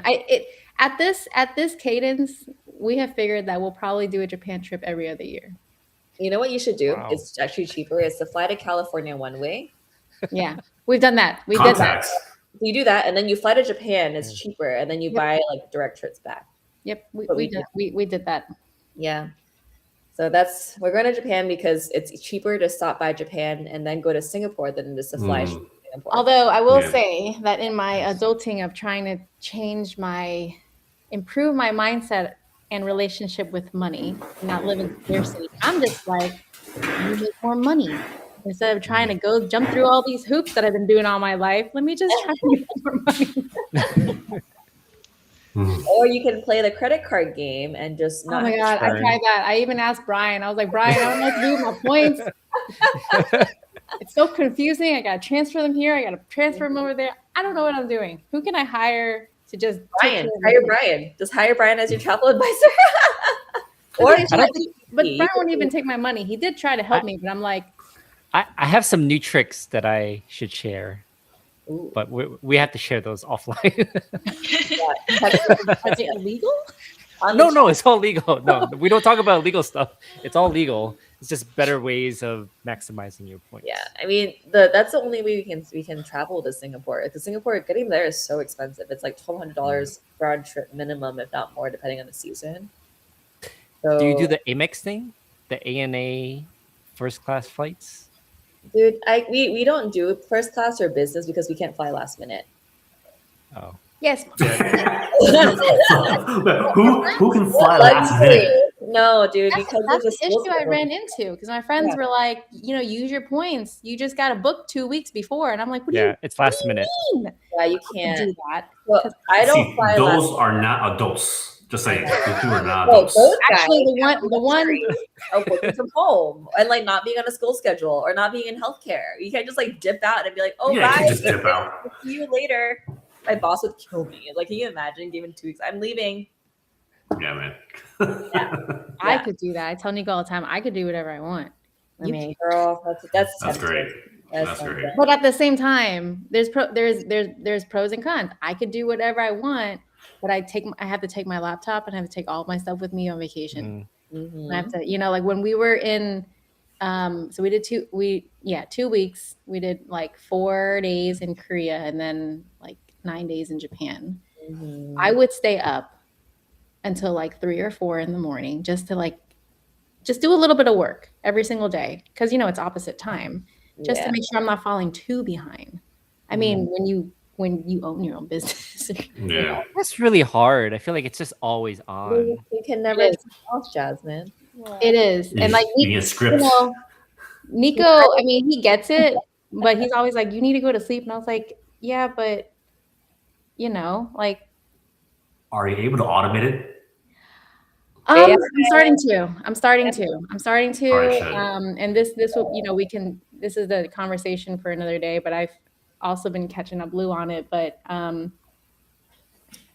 bringing on more people to the team. So like I've joined forces like with my brother who's also within the space, but building up an agency and like putting in, utilizing AI to an extent. Like we're always going to want a human hand in it, like I shared in our chat, but finding areas where we can build in some streamlining so that, yes, I can step away from work because planning for a family, motherhood, being a parent and stuff, like I can't be on the way that I am right now. And I recognize that. But delegate, you've been working so hard too for the last like X number of years. It's been a long time. Yeah. And it's, Nico has always had the job where, when he clocks out, he's done. Like he doesn't take home work with him. Hey, Is this the Kevin guy? I've never met you, but I feel like I know you. It's all your updates online. The ex-drug dealer. What, man? Another healthcare person. Well, not really. I guess he's everything. His roots. What's really interesting? A lot of my friends, I've been meeting a lot of pharmacy people, dude, out here in Asia. It's pretty crazy. Like I met one guy, he sold everything and he lives in Hoi An and does jujitsu by the river. And I was like, what do you do? He just plays drums all day and shit. Does jujitsu. What a life. What a life. Wait, remind us, where in Asia are you right now? Vietnam? Yeah, that's right. I set up a base here. It's one of my favorite countries by far. So are you there for the foreseeable future? Do you have a date? Dude, I booked a one-way, man. Like I booked a one-way since like last year. Although I have to come back to US for a bit for my brother's wedding and stuff. So he's Wait, where is I it? feel like I'm the opposite. I've got I to feel like visit I'm the going- US. I want to be able to say that. That's crazy. US, and then I gotta go back home. Dude, I went back to LA for one day and I was like, oh my god, things got way more expensive than I Yeah, remember. they did, dude. Very, What very. the hell? How do people like live out here? Holy shit. This is So you like missed the first half of the I can conversation. speak to that. Someone in Dude. LA, they were barely surviving. it's you- crazy. Can you remind me, how long have you been in Asia now, Kevin? Dude, since the time I saw you, so when I saw you, that was like last year around like 2024. Last like year was December. 2025, my dude. Yeah. Oh, it's kind of like the December, right? So it was Okay. kind of like, I'm like, what timeline are we on? yeah. That's It's a kind of year- crazy though. Almost 2 years, a year and a half ish. Almost. But that first year was like, oh yeah, what like let's visit all the Asian countries and just see what I like, you know. So I went to Singapore, Japan, a whole list of countries. But Oh my yeah, I really like Vietnam though. It's my favorite. So I have a question for you now, since you moved up there, because like I'm curious too. So like I'm sure other people are curious too. So like, how much money in the bank would you have? Would you say that you have? Would you have for your comfortable moving to Asia? I think that's the wrong way to think about it. Because I know people with money in the bank, by the way, who are stressed out because they see that number dwindling. It's kind of like the retirement paradox, right? And so the way I would think about it is actually cash flow. So if you can like, honestly, if you can make $2,000 per month, like US. USD, you're living a very, very pretty comfortable life. $3,000, you're living a baller life out here. So, Okay, kind of that's a good number to have in your mind at least. I think for sure. A lot of money. That's good. Well, I can break down my expenses too. Like, dude, my rent here is like, I'll let you guys guess. How much do you think my rent here in Vietnam is? Where are you at Vietnam again? are you in? I'm in Saigon, Ho Chi Minh City. Ho Chi I Minh. live in the studio right now. I want to say like 350, 300 a month? 400 a month? 600? 400, bingo. My place in Hoi An, that place was like 200 or some shit like How that. far is that from Saigon? That's like middle of Vietnam, so you have to fly. Oh, okay. Yeah. How big is it? It's like it's a studio. It's like a studio. 400 square foot? I don't 500? Probably no, not 500. Probably like 600, 800. But you have Square like somewhat of a full kitchen. Like you have everything you Oh, need, right? I have room service like every single day. I live in a hotel pretty much. That's probably like $2,000 in New York. You don't probably have to cook. $2,000 or more. I don't have to cook, but I prefer to Okay. be honest with you. Yeah. Yeah, But no, I like to cook. even though that's like pretty cheap too, like the groceries and it's really fresh and all that. So I don't know. I love it out here. It's so convenient. I don't even drive. I don't think about insurance. I don't like it takes so much burden off. That's a major thing. What is realized. healthcare like then? When you say don't insurance, do you see doctors over there? Oh no. I meant like car insurance and Car stuff. insurance. Oh, But even so, healthcare, right? Let's do a checkup or anything like that, right? Like, dude, it costs like it's cash. Usually, well, for me, it's cash. And then I used to chase Sapphire Reserve just in case I like get into a major accident, but that hasn't happened so far. But your general like checkups, all that, it's so cheap. It's like less than $100 out of pocket, you know, which is what when you pay health insurance in the US, that's way fucking more, you know. I have the lowest, like starting this past January after the big change in policy, I was paying $750 for the lowest bare bones insurance a month. Yeah. Doesn't cover anything. That's stupid. Yeah. That's So insane. what's the point? What's the point? Exactly. That's why Jasmine didn't have insurance. No, I mean, for all why is those that even an years. I option? know. That's why I didn't have insurance for like 6 years. But why is that even an God. option? Yeah. It's crazy. Dude, that'll pay for your whole rent in Vietnam and your meals and your like Wait, so out of that 2,000 that you're saying allows you to live comfortably, are you able to save any of that? I think saving, because okay, I'll break down my rough like expenses. My personal expenses all in is like 1,500 Monthly. right? So yeah, monthly. So I'll spend like 500 on like food and stuff. I'll spend like a few, like probably 300 on massages and stuff because I'm bougie like that. Hey man, Nice. wellness. And yeah, I get You a have massage. to. You like- have to. Yeah, especially yeah, you definitely got to. And then skincare is like pretty cheap out here too and stuff. So yeah, like all like my rent is like, let's call it 500. My food and stuff, going out to eat, all that is like 500, and that's being pretty extravagant and stuff too. It's rounding up. Yeah, that's pretty much all my expenses, dude. And then any extra I make is just like you can invest. It's pretty easy, but it changes your whole paradigm when you're not stressing over shit, dude. You know? Do you want kids? Yeah, I do. Yeah, I'm like 38, so I'm like, ooh, yeah. But I have an announcement that I probably don't want to put out on. Oh, you're doing it out here? What? Oh, special live stream. That's right. I remember how Exclusive. I were the same age. Yeah. I have a boyfriend and I can't get him pregnant for some reason. Dang. Very nice. Maybe Very he needs nice. a different doctor. Yeah. Wait, maybe so I does should everybody push already doctor know? for some reason. But what do you do for a living? How are you racking into 2K a month? Yeah, so I quit pharmacy a few years ago, and I went into this world called high ticket sales.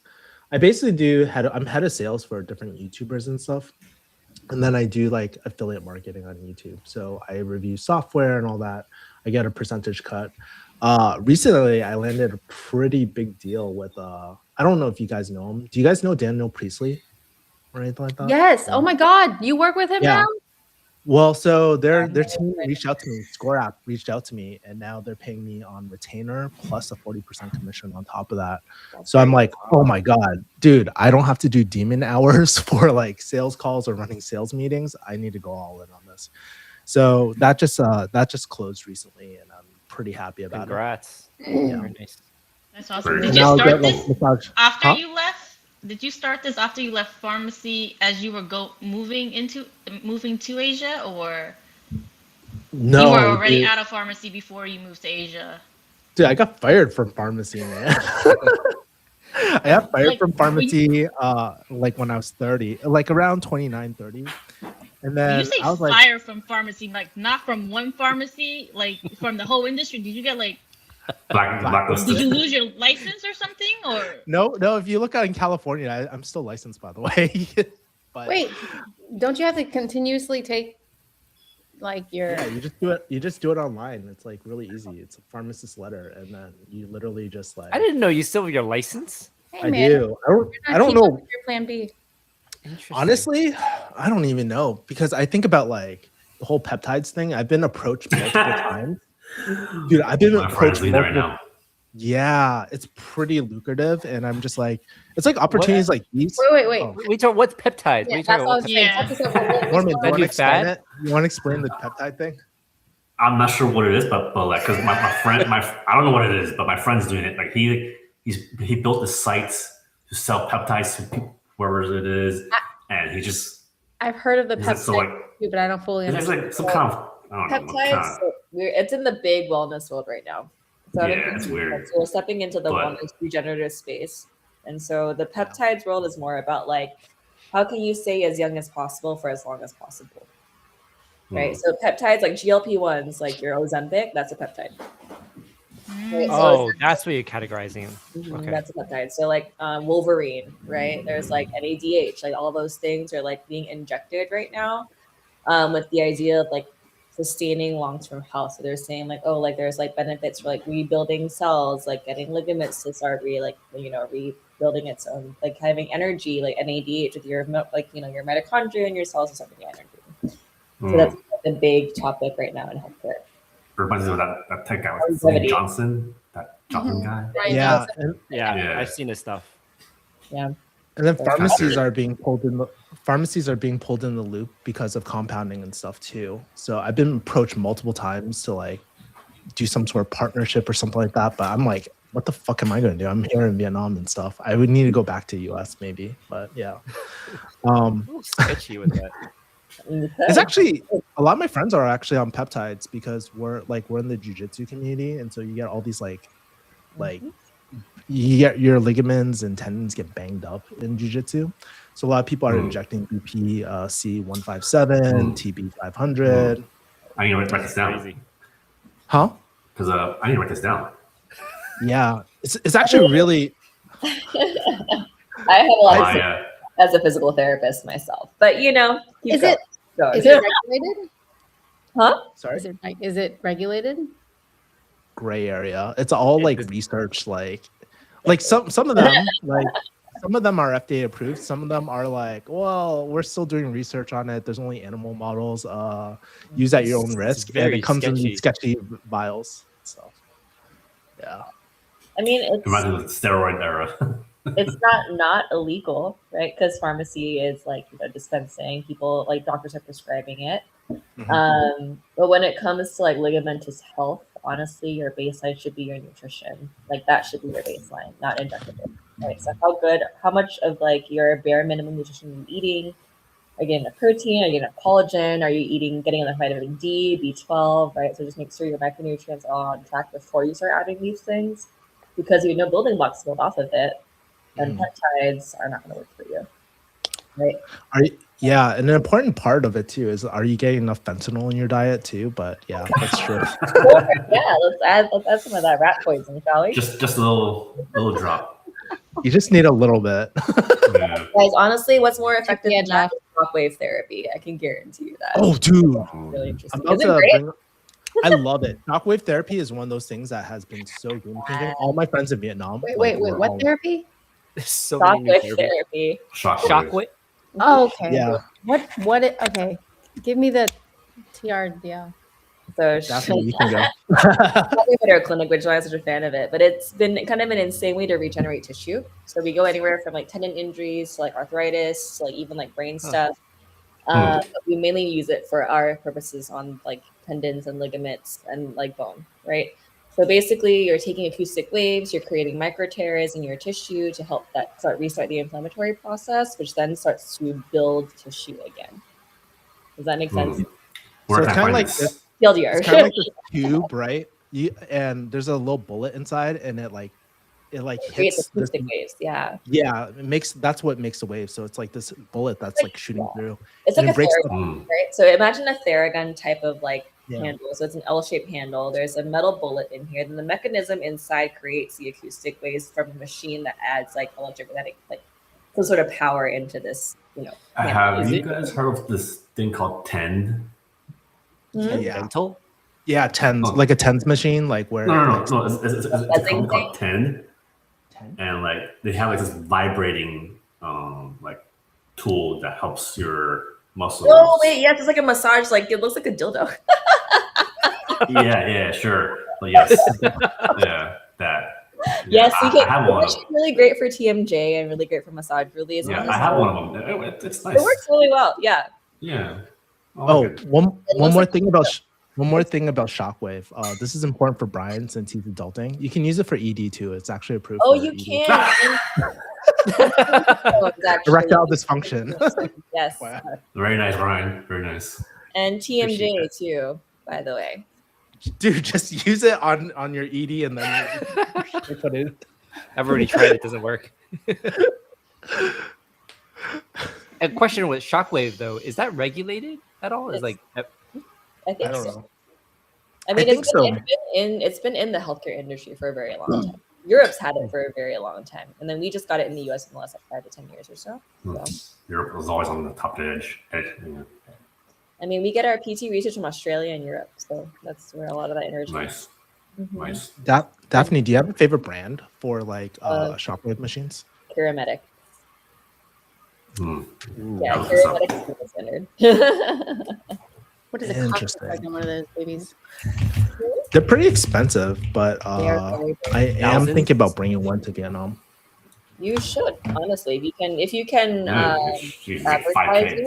it is very pricey, but so worth it. I mean, we use it's a fixie protocol, but it works really, really well, like very well. So we've had people with chronic injuries, frozen shoulder, like, things that haven't healed for years, all of a sudden, like 6 weeks. Oh man, my back. Yeah, if you want to come to LA, I will definitely fix your back with Shockwave. Like right now, I jammed my big toe on the swimming pool wall, and it's swelled up like double the size. And I'm like, yes, EMTT and Shockwave can fix that for you. Don't do that, yeah, I won't right now. With your toes in the water.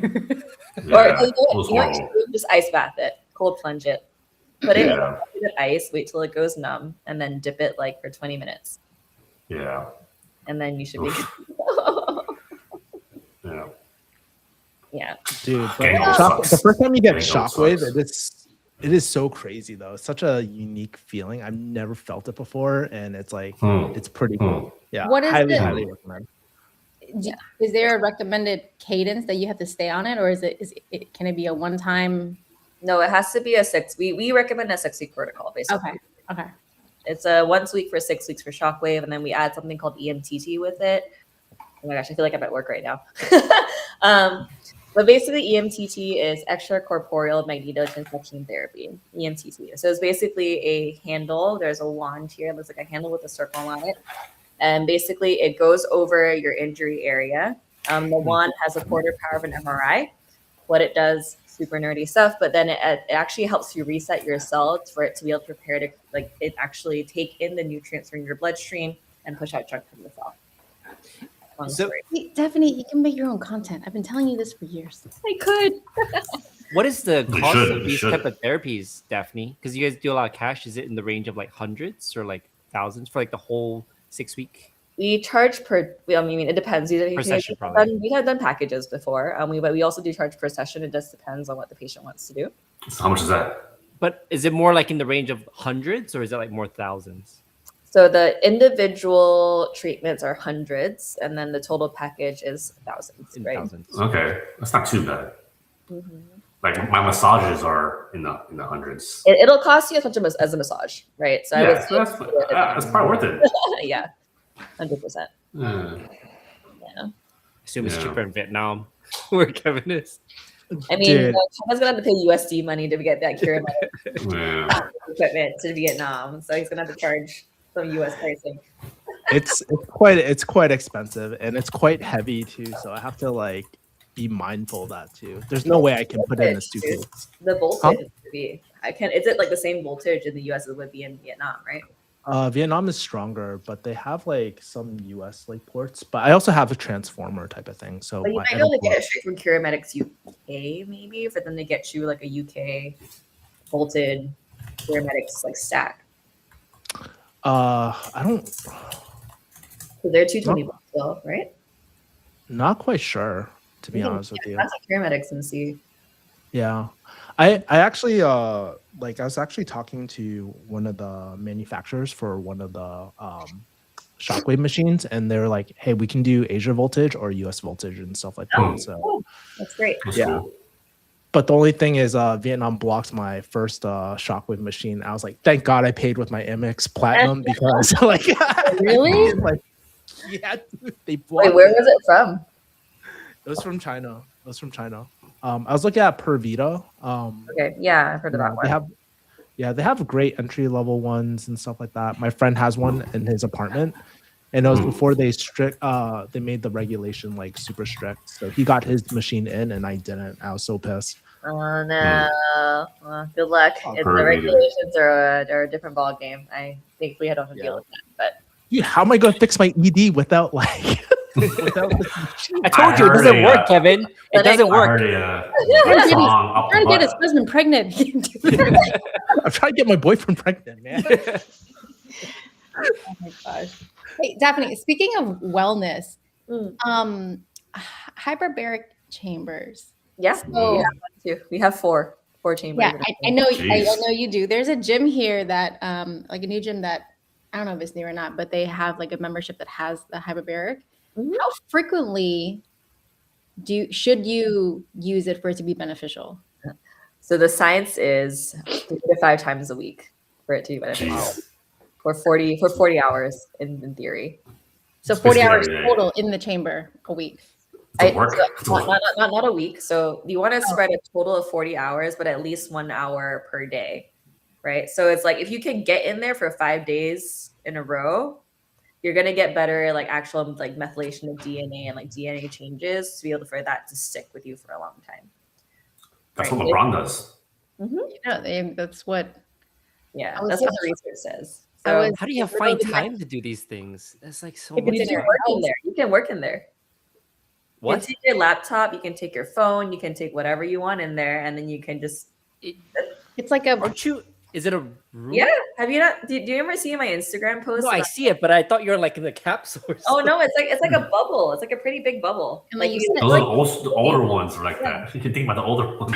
Yeah. So you're talking about chamber 2.0. The chamber, like there's different like caliber and grades of chambers. Most of like health and wellness facilities have like the soft chamber. Mhm. Well, like, not many people have like their hard chambers. Hard chambers are more medical grade. But the soft chambers, you can do whatever you want in it. It's like a big bubble. You sit there, you're like laying on your like it feels like you're laying on a sofa or a recliner. It feels like you're in an airplane. Or like in a camping tent, effectively. That's what it feels like. So you're telling me I Relic should therapy. pull all my friends together to get a hybrid.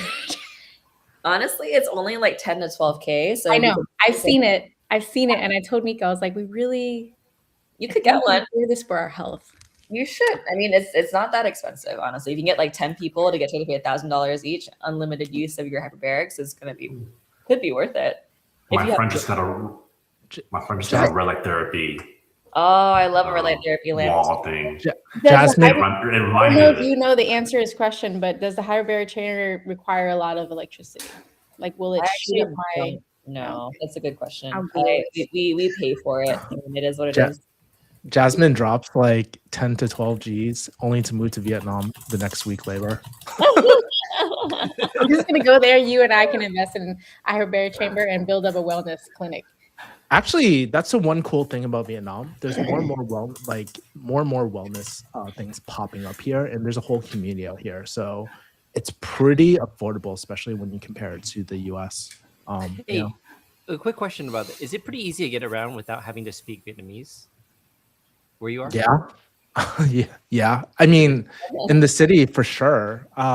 Certain areas are easier than others. Like I live in I don't want to say super local. Well, I kind of live in a local area, so sometimes it's like 50-50, but in the main city, like in the main area, it's like 80%. It's better than Japan. Really? Dude, Hmm. Japan was the worst English out of the whole like literacy. English literacy is pretty down in Japan, and that was one of the hardest places to communicate. Yeah. Actually. For sure. Yeah. Yeah, I had to learn some Japanese just to communicate. Yeah. I guess I didn't really have to say anything. Just like gozaimasu. When you're single and you're trying to rizz up like Oh, that's girls true. there, You that's gotta- freaking hard. Yeah, Mm. I mean, in I have a Japan, 0% out there. the queer community is like hard to access in Japan, isn't it? Sorry, The queer community is hard to access in Japan, right? I don't know. I don't know. Career? I'm actually straight, by the way. In that case, Brian, when we went out to the queer area in Japan, how was that? It was good. It was good. We didn't have to communicate. I cannot with you. Okay. Sorry, I took Um, around too much. Also, quickly, because Lou and I were at Costco today, and I saw the red light mask, like from what is Shark, right? The brand. Yeah, something like that. Mm. Is it beneficial? Is it worth getting? The red light mask. Who are you talking to? Oh, Daphne. Anybody who has Kevin has a red light. That's I know. right. Yeah, that's why I was- Red light mask too. It's like on the other like side. scientifically, obviously I can look more into it, but you know, I would look at the quality of the red light mask, make sure that it's actually at the wavelength you want it to be. That's the thing. So a lot of like the red light therapy that you have at Costco, like I'm not sure how powerful that bulb actually is. The thing with red light therapy is that you want it to be at a certain wavelength of light and energy production, right, for it to be actually effective. Mm-hmm.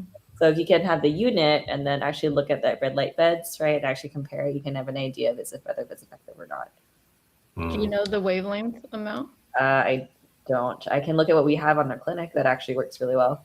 Okay. Yeah. Have you seen it cause any hyperpigmentation in some people? Like I've heard some people have had like hyperpigmentation from the red light. Not in our clinic currently. I used it with no issues at all, but it depends on, I guess, what their baseline is, right? I see. This is such an interesting turn of topics. Yes. I think we should just gather up. What I do for work. Make our own clinic. I mean, we could. Because I have a DNP coming up. We have some pharmacists. We have some, physical therapy stuff, and we have some. I don't know what else. We have a lawyer who's in healthcare who can help us be. I'm a business person. Help us get us established. Listen, guys, all of us can be a community, and then we can all purchase one. It's like Avengers. Can I tell a funny story, by the way, in Vietnam that happened to me, where my pharmacy knowledge actually came in clutch? It's kind of funny because, as I'm not sure if you guys know, I do jiu-jitsu, so a lot of wrestling with half naked guys and all that. But I actually caught a staph infection once, right? And I was like, oh fuck, I need to go to a hospital and all that. And then I go on like their local Uber like Eats or Grab out here. And I was like scrolling and I was like, dude, there's medication. I can get like prescription grade medication. I am the doctor. So I just literally in 10 minutes, I got all these like antibiotic ointments like sent over to my place. It cleared up in like a day or two. So it was crazy. But then I was actually browsing through the pharmacies out here, and a lot of stuff is OTC. You can get like codeine out here and all that, and and Lyrica and stuff like just through Grab and stuff. I'm like, this is a horrible place for like if you're an addict or addicted to some of these substances, probably a bad idea. Have you seen a lot of addicts around, like around? I don't know. Like I don't see like public drug use whatsoever. That's kind of interesting. I just don't know, to be honest with you. And you just don't know who's using sometimes, man. Like my friend, like he came out and he was like, I'm a 10-year heroin addict recently too. So I'm like, holy shit. You just never know who's using. So well, it's pretty open in America, So like, yeah, I'm just kind of curious, like how if different societies, right, like affect the usage of drugs publicly, I guess, or I don't know that it's open everywhere. Now I'm kind of curious. Are you trying to talk about like the usage of drugs by a country? If it's more prevalent in certain countries? Yeah, sure. Because like he says like he's there right now, so I'm kind of curious. I guarantee one thing. If you go to Singapore, there's definitely no one using publicly for sure. No. Dude, that's the best sentence, okay? Don't mess with Singapore. Please just like keep your drugs wherever, just outside of Singapore. Don't bring it in. Vietnam. I wouldn't mind that kind of stuff here in America. Like just I don't know, something has to be done here too. US is pretty prevalent per Canada. ChatGPT. East Asia is that's low. Cannabis, whatever. Maybe that's cocaine. US, meth. US and UK.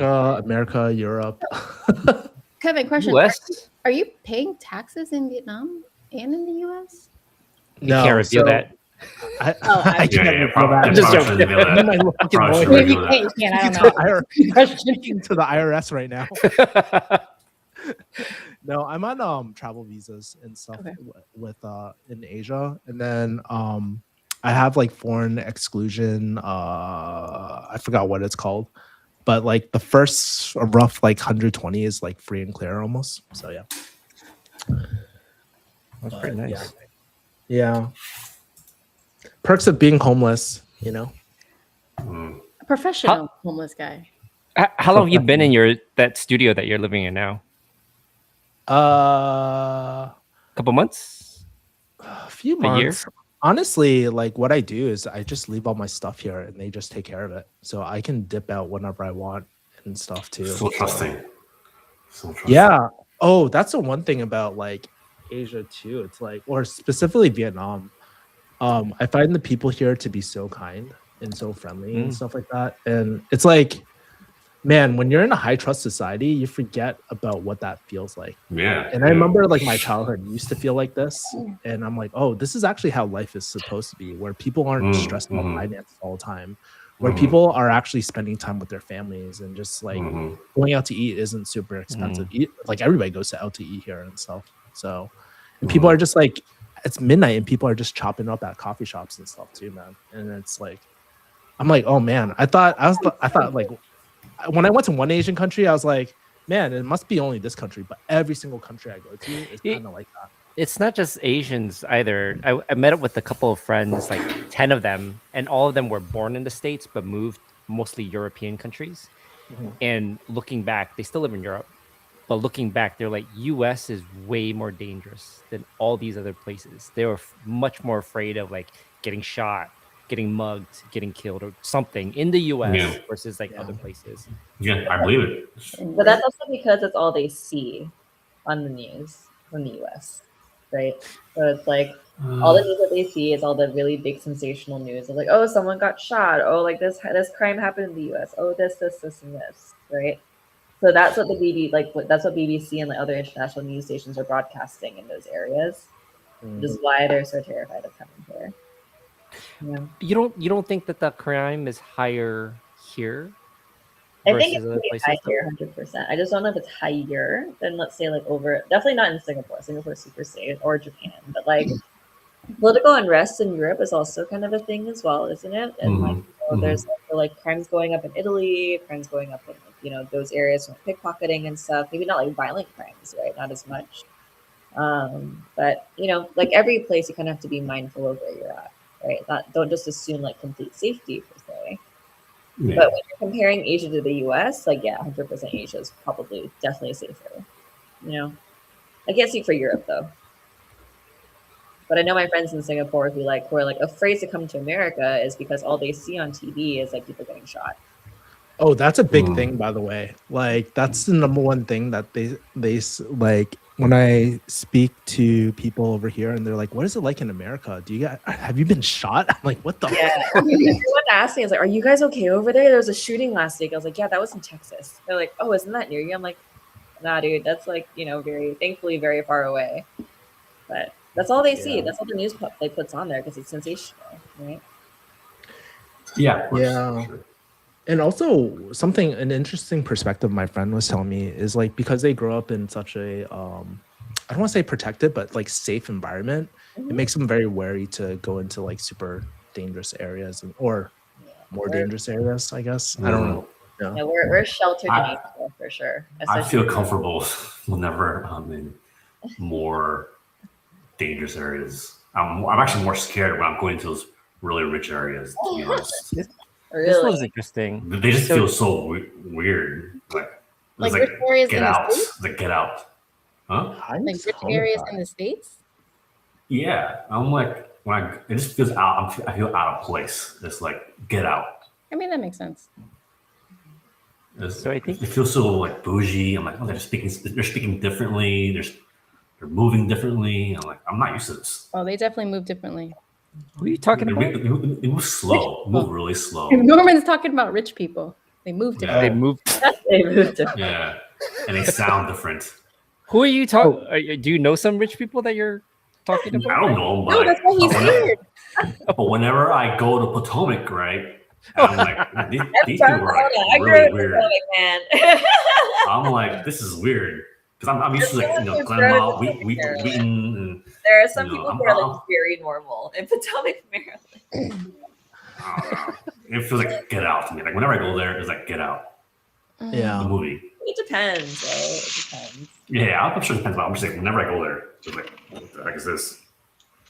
I mean, there's definitely a separation of the wealth divide in England for sure, especially in affluent areas of the 5W, right? But yeah.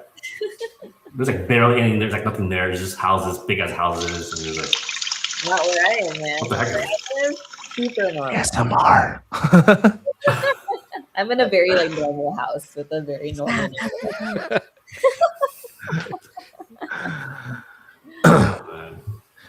You know what's pretty crazy in Asia too? Like meeting the super bougie, super rich like people too. It's been really, really interesting seeing how they like live out here and how Have you met some of those crazy rich Asians? I want to know more. Yeah, I have actually through jujitsu. I actually go to bougie like hotels and stuff like that too. So that's how I just meet these people. Like I was in Indonesia and I was like at St. Regis bar and stuff like that, and I would meet these like crazy rich Asian people, dude.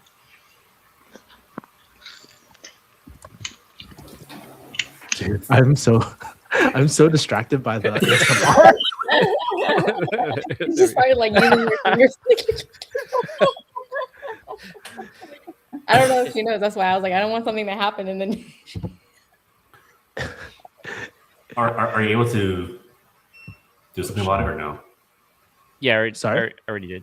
All right, good. All right, I was like, well, man, it's getting kind of. So wait, I missed the whole thing. What is the interesting thing with meeting these people? Like, are they very different? Like, what's the experience like? Yeah, it's like where they congregate and stuff. Like that's the interesting part. Like where, like, how do these rich people meet each other, right? And some of them The underground. Is it the underground? No, It dude. has to be, It's like right? If you can't see them, that means it's underground. I guess the most underground place is probably a jiu-jitsu gym. Like I meet some crazy rich. You gotta think people there. blacker. You gotta think darker, man. That You cave. gotta think darker. You gotta think, The was red it light like district taking and all stuff? the. Are you referring to the Yeah. red light district? No, man. Like those smuggling rings. The place that me and Brian were frequenting, like when we were meeting up. Hey, we can't put this in public. I didn't want to go there, Brian. You forced me. Oh no! I have a boyfriend. Brian knows what's up. We got some stories. We got some stories. We all have some stories. Anyway, Wait, so do you know the occupation of these rich people? Yeah, so some of them made their money in the US. So they built a company, they exited, and now they're just like living in Malaysia and stuff.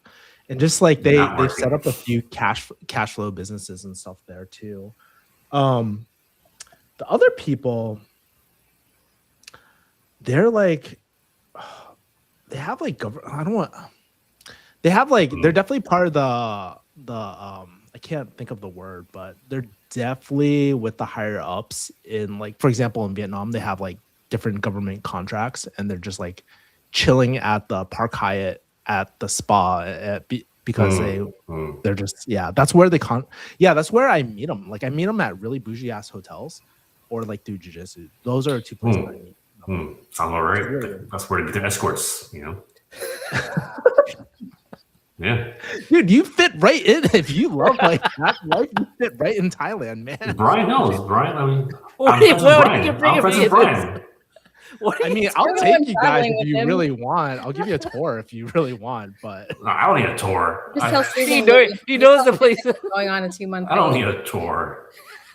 It's actually a little bit sad though. Like some of my friends, they're not really my friends anymore. I actually kind of stopped talking to them. But like some of them are like heavy sexpats here too, and like they're like, "Hey, you want to go grab pizza?" They brought me to a freaking red light district. I was like, "What the hell, dude?" And so like, pizza, huh? Pizza.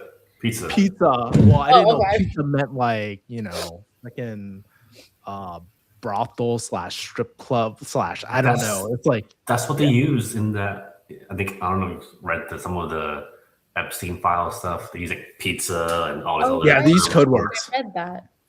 These code words, but Yeah, I was like talking to one of the girls, and like, yeah, she just does it, send money back to her family. She was breaking down her rates. I was like, how does this work, right? And then she's telling me everything. I was like, dude, I can't be a part of this like sex trafficking thing and all that. Like, I'm the sex pat life is not for me, dude. Yeah. It sounds like a good episode of like a good interview, probably.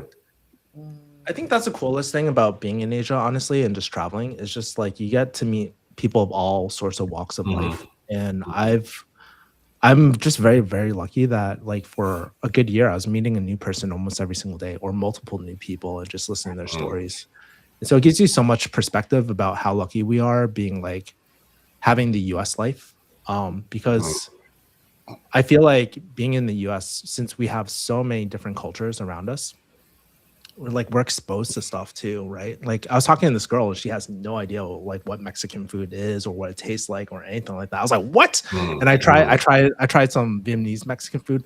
Ugh, fucking so bad, dude. Some of the worst. Okay, now I'm curious though. How bad is it? Like what's wrong with the food? Like no, there's nothing wrong with the food, but it's like it's not like what does it taste like? Like the flavor I'm profiles are going wrong. to show you a screen. Brian, I'm going to pull up a photo and then. Go ahead. Yeah, I think it's just to show you. You can share your screen. Oh, it's on your phone. Okay. Yeah, I'll pull it up. Just give me a second. You guys can talk. Because I love cooking, so like I feel like I can make anything. That can be my. Yeah, but also, you know, I whether- suppose they've never had a frame of reference for what Mexican food would taste like. So Exactly. right? So I mean, they might see pictures, but like, what if you're using local ingredients? But that's like when like Cinnamon, America tries to make Chinese. star They anise. have no idea what it tastes like, you know? Can you see my screen? yeah. Like a Yeah. burrito. So I was like, oh yeah, I wonder if they have tacos out here. And then I was like, what the heck? Like, this is what they consider a taco. I'm It's like a burrito. I mean, it looks like Taco Bell. yeah. It looks But- fresher than Taco Bell. I mean, It's probably like better ingredients in Taco Bell for sure. they but- probably just have wrong ingredients in there, right? Is it in the, But I would say though, like I think as time goes on, as more and more people come to Vietnam, because the tourism is actually increasing significantly, we're starting to see a lot more Western stuff or like different cultures like integrated here. So it's pretty cool actually. Like my friend actually, after I saw this photo, my friend actually started up a taco joint and he's from LA and stuff. Yeah, that's what I was thinking too. Like I could just do that. Something that I'm kind of curious about with this food. So I don't know if Kevin caught some of the earlier conversation. Linda and I have actually talked about potentially moving to Vietnam for an extended period. But one of the things that she said that would concern me a little bit is that there's not a lot of diversity in food. And so if you're craving a lot of, you know, Mexican or Chinese or something else that she said there wasn't that much. Maybe it's in certain parts. Sounds like there is some diversity. Like most of Asia, though, if you're craving non-Asian food in Asia, you're in the wrong place. It's like That's a business opportunity. Yeah, it's. Well, I mean, like if they're I not. look at it as someone who was born and raised there, right? So, like, what if you guys are okay? So, from the Asian perspective, you guys are saying like, oh, it's great to like bring in like Western food and like all this stuff coming to different parts of Asia. Great, like you're trying to diversify their cuisine, get more like things that might not be in that area and enterprising off of that. But one, can the locals afford it, right? Because this is technically luxury. Two is like, do they even want that flavor there? You know, you guys ever thought about that, right? I know in Japan they do. In Japan they do, but also Japanese cuisine is like a bomb. But the thing is, like a lot of places might not want that there, Yeah. right? Unless it's like a big city. China does. So like all this talk about like, oh, we should bring like Western food to Asia, but then like in the reality, how much of locals actually afford that kind of Western food, yeah. right? How much are you charging? Like, how much would you charge? You have to import those ingredients, Norman. You don't have a choice. Do you really have to? You don't have that in Asia. You don't have like Mexican taco seasoning in Asia, unless you try to make it from scratch. I'm But not then sure. Like, make it from scratch in Asia because it's not from Asia; it's from Mexico. So, in theory, you have to import it in no matter what. like they don't have cumin in Asia. Cumin, but what else? What else? You wanna Salt, talk about it? pepper, limes. But is it the same pepper and lemon in Mexico? Like, you know, habaneros we don't have there. You're sure to have I, mean, habaneros. I don't think you need it. Huh? I don't think you need those. Okay, Kevin, what was the flavor profile, if you can remember?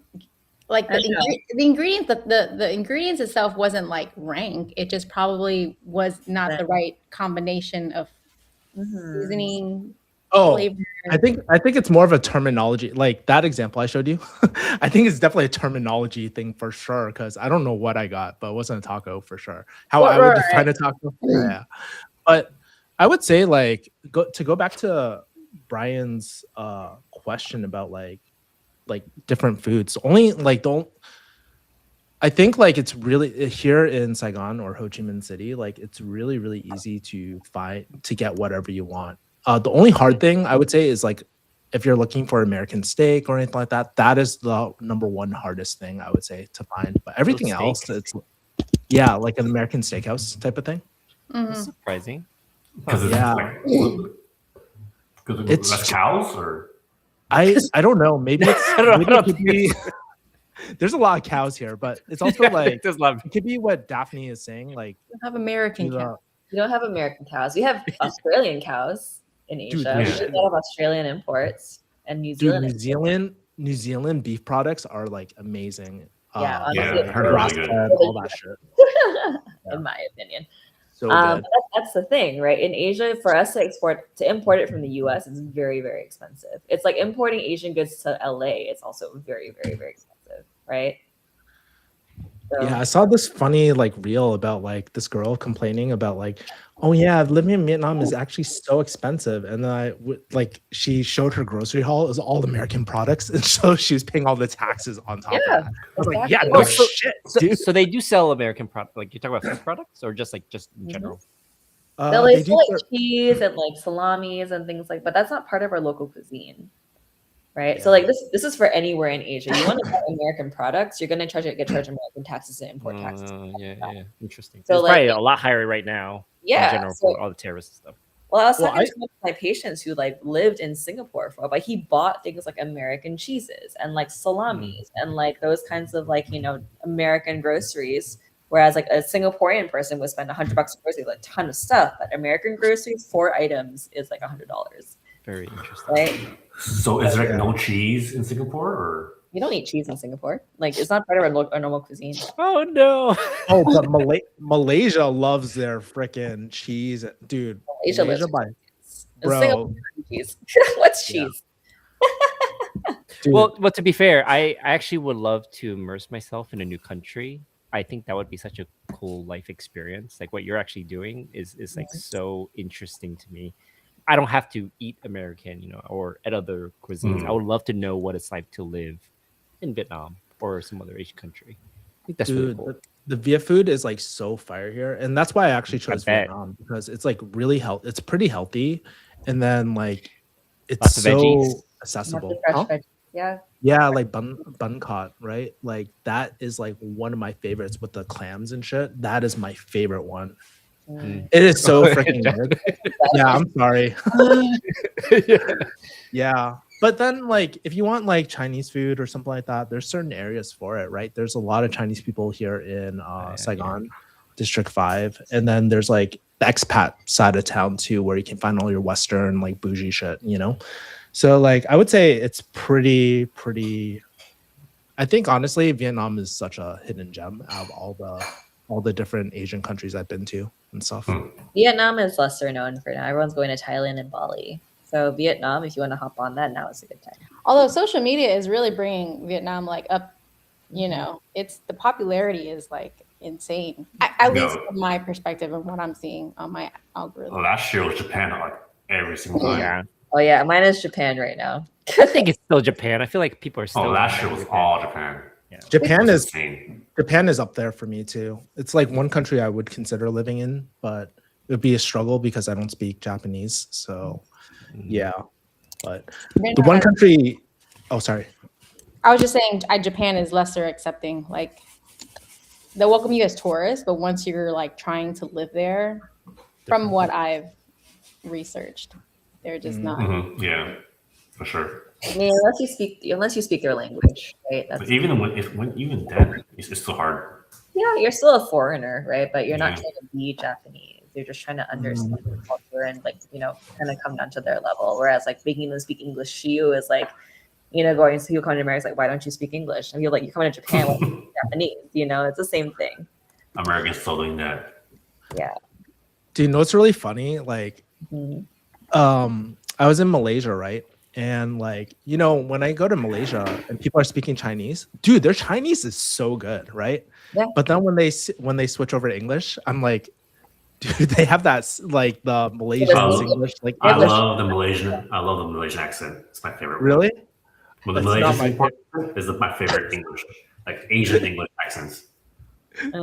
It's not my favorite, but it's so funny to see that like almost like 100% like carryover from like Chinese to like Chinese there, but the English accent is just so good.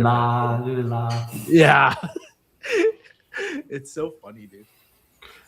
I love it. I don't know. Like, there's no like what there's Chinese English is horrible. Japanese English kind of horrible. Yeah. English is kind of horrible. So like, what other English accents would you prefer besides the Malaysian, Singaporean accents? No, Singaporean accents are a mix of dialects and English. The one that's why I'm from Singapore. If you know, I'm born and raised there. So I figured based off the conversation. Yeah, it's a mix of like British English first of all, your Cantonese dialect, Hokkien dialect, Teochew dialect, you have Malay on top of that, right? So it's a blend of all like a bunch of those languages into one. That's why the accent sounds like it is the way it is. It's also a very hard to mimic. Like no one can copy this English accent unless you live where you're born and raised or live there for a very, very, very long time. Yeah, you can tell right away where they're from. Just you can hear them from talk. Like I can hear a Singaporean within like on the block over. I'm like, oh, you know your kind. Yeah.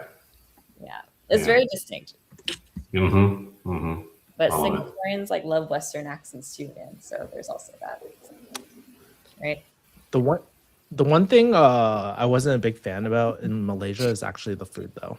Like I know that I love the food. Hot take. So good. Hot take. It's not to say it doesn't taste good, but so freaking unhealthy. And I'm like just staying there for 1 month. I was just gaining weight for no reason because all like the two different things though, like healthy versus like tasting good. Wait, did you say I want the both. That's why I chose Vietnam, dude. Like. What did you say, Jasmine? I said, wait, did you say Singaporean food is not healthy? Malaysian. Oh, Malaysian. It's pretty similar though. I think it's pretty similar. Okay. First of all, it depends on what you pick in Singapore. I can go on about this. Like yes, you can absolutely pick like the most delicious things cooked in pork lard. That is so good. Like everything in Singapore is cooked in pork lard. Like mwah, delicious. Right? But there are also healthier options like yong tau fu, for example, where you can foods like the different pieces of like vegetables and like meats and put it in like a clear broth, right? So you can make healthy choices. It's just when you go to a place that has amazing food that you want to try their cuisine, it's probably not the best for you. It's like coming to America and having fried chicken. Like that stuff is slaps, but not good for you at all. You can also have an American salad. It's kind of mid, like a Caesar salad, you know? Like everywhere you can say that. I'm sure Vietnam is healthy food as well. Yeah. The other thing hard to get in Asia is actually like supplements like creatine and stuff. It's just way more expensive. Like extremely, yeah. Where do you get your creatine? I bring it from the US, or I have my friends bring me a key over here. Inspected for cocaine. It's the #1 request import. It's like, can you please get us supplements? And we'll go to Costco and like buy like a ton of things and fill an entire suitcase full of supplements to bring home. It's a lot more. It's a way more expensive, and yeah, sometimes I get the cocaine and creatine mixed up. So yeah, I'm up at like midnight for no reason. I did get stopped at the TSA one time. Like, what is this? I was like, creatine. I'm like, this is creatine. They need to test it. Every How time. long ago was that? Was that pretty recent? It's pretty recent. Well, good. Damn. That's why my creatine never made it here. Sorry, man. I mean, if it's sealed and checked in, it's fine. Just don't declare it. Oh yeah, for sure. That's crazy. Oh my God. Hey, I'm probably gonna drop off if you guys want to keep streaming. Well, it's like bedtime over It's here. 11:30. Yeah. Oh wow! I'll Okay, drop you off guys. in a minute too. Nico's Yeah, on his it's way. like- Thanks, I- Brian, for cutting us off. Well, it's Yeah, late for you guys over there. it's like what? Well, actually, what time is it for Kevin? Right now is almost like It's 11:30. my morning, right? Morning time. Like 10:23 a.m. AM. So I was Yeah. like in bed, and I was like, "Oh shit!" I saw you guys streaming. I will do this Perfect. again next week. We should randomly stuff. do it. It's fun. Yeah. We never talked about marriage and stuff. You guys. Oh yeah, No. next time. I mean, it's You more guys- interesting to talk about creatine and keys. Yeah. Dude, maybe I should Amazon like 10-minute you like some creatine, Brian, so you can stay awake. No, just Honestly, guys, take 10 grams of creatine, not 5. I do. I take 10. 5. I take 5 in the morning. I take- and I'll take another 5 before I go work out. Perfect. Wow. It's actually And I good. take Mhm. I take like 5 grams rectally every single day too. So that, Very nice. that helps. It's good absorption. I think that's the best absorption. Yeah. I'm Yeah. glad you enjoy your butt stuff, man. You know, props to you. That's an experts. You Just know. put some red light up in there too, just to like get it really absorbed into the. Now you're thinking. Display Like some on- cow Lord, I love palm this. with And the- then, Butter. go into the hyperbaric chamber and Yeah. get the oxygen. God. You get it in with that little what was that? The 10 The thing? shockwave machine. Yeah, put it in there. Yeah. That's The great. creatine into your. All right. That's when it becomes part of your DNA, right? Just And that's when you can actually impregnate somebody. Fully implanted from the backside up. You know, inside out. Yeah. Inside out. It was a great way to end. that's the sign off. That is the segue. Until All right. next time, take your Until creatine. next time.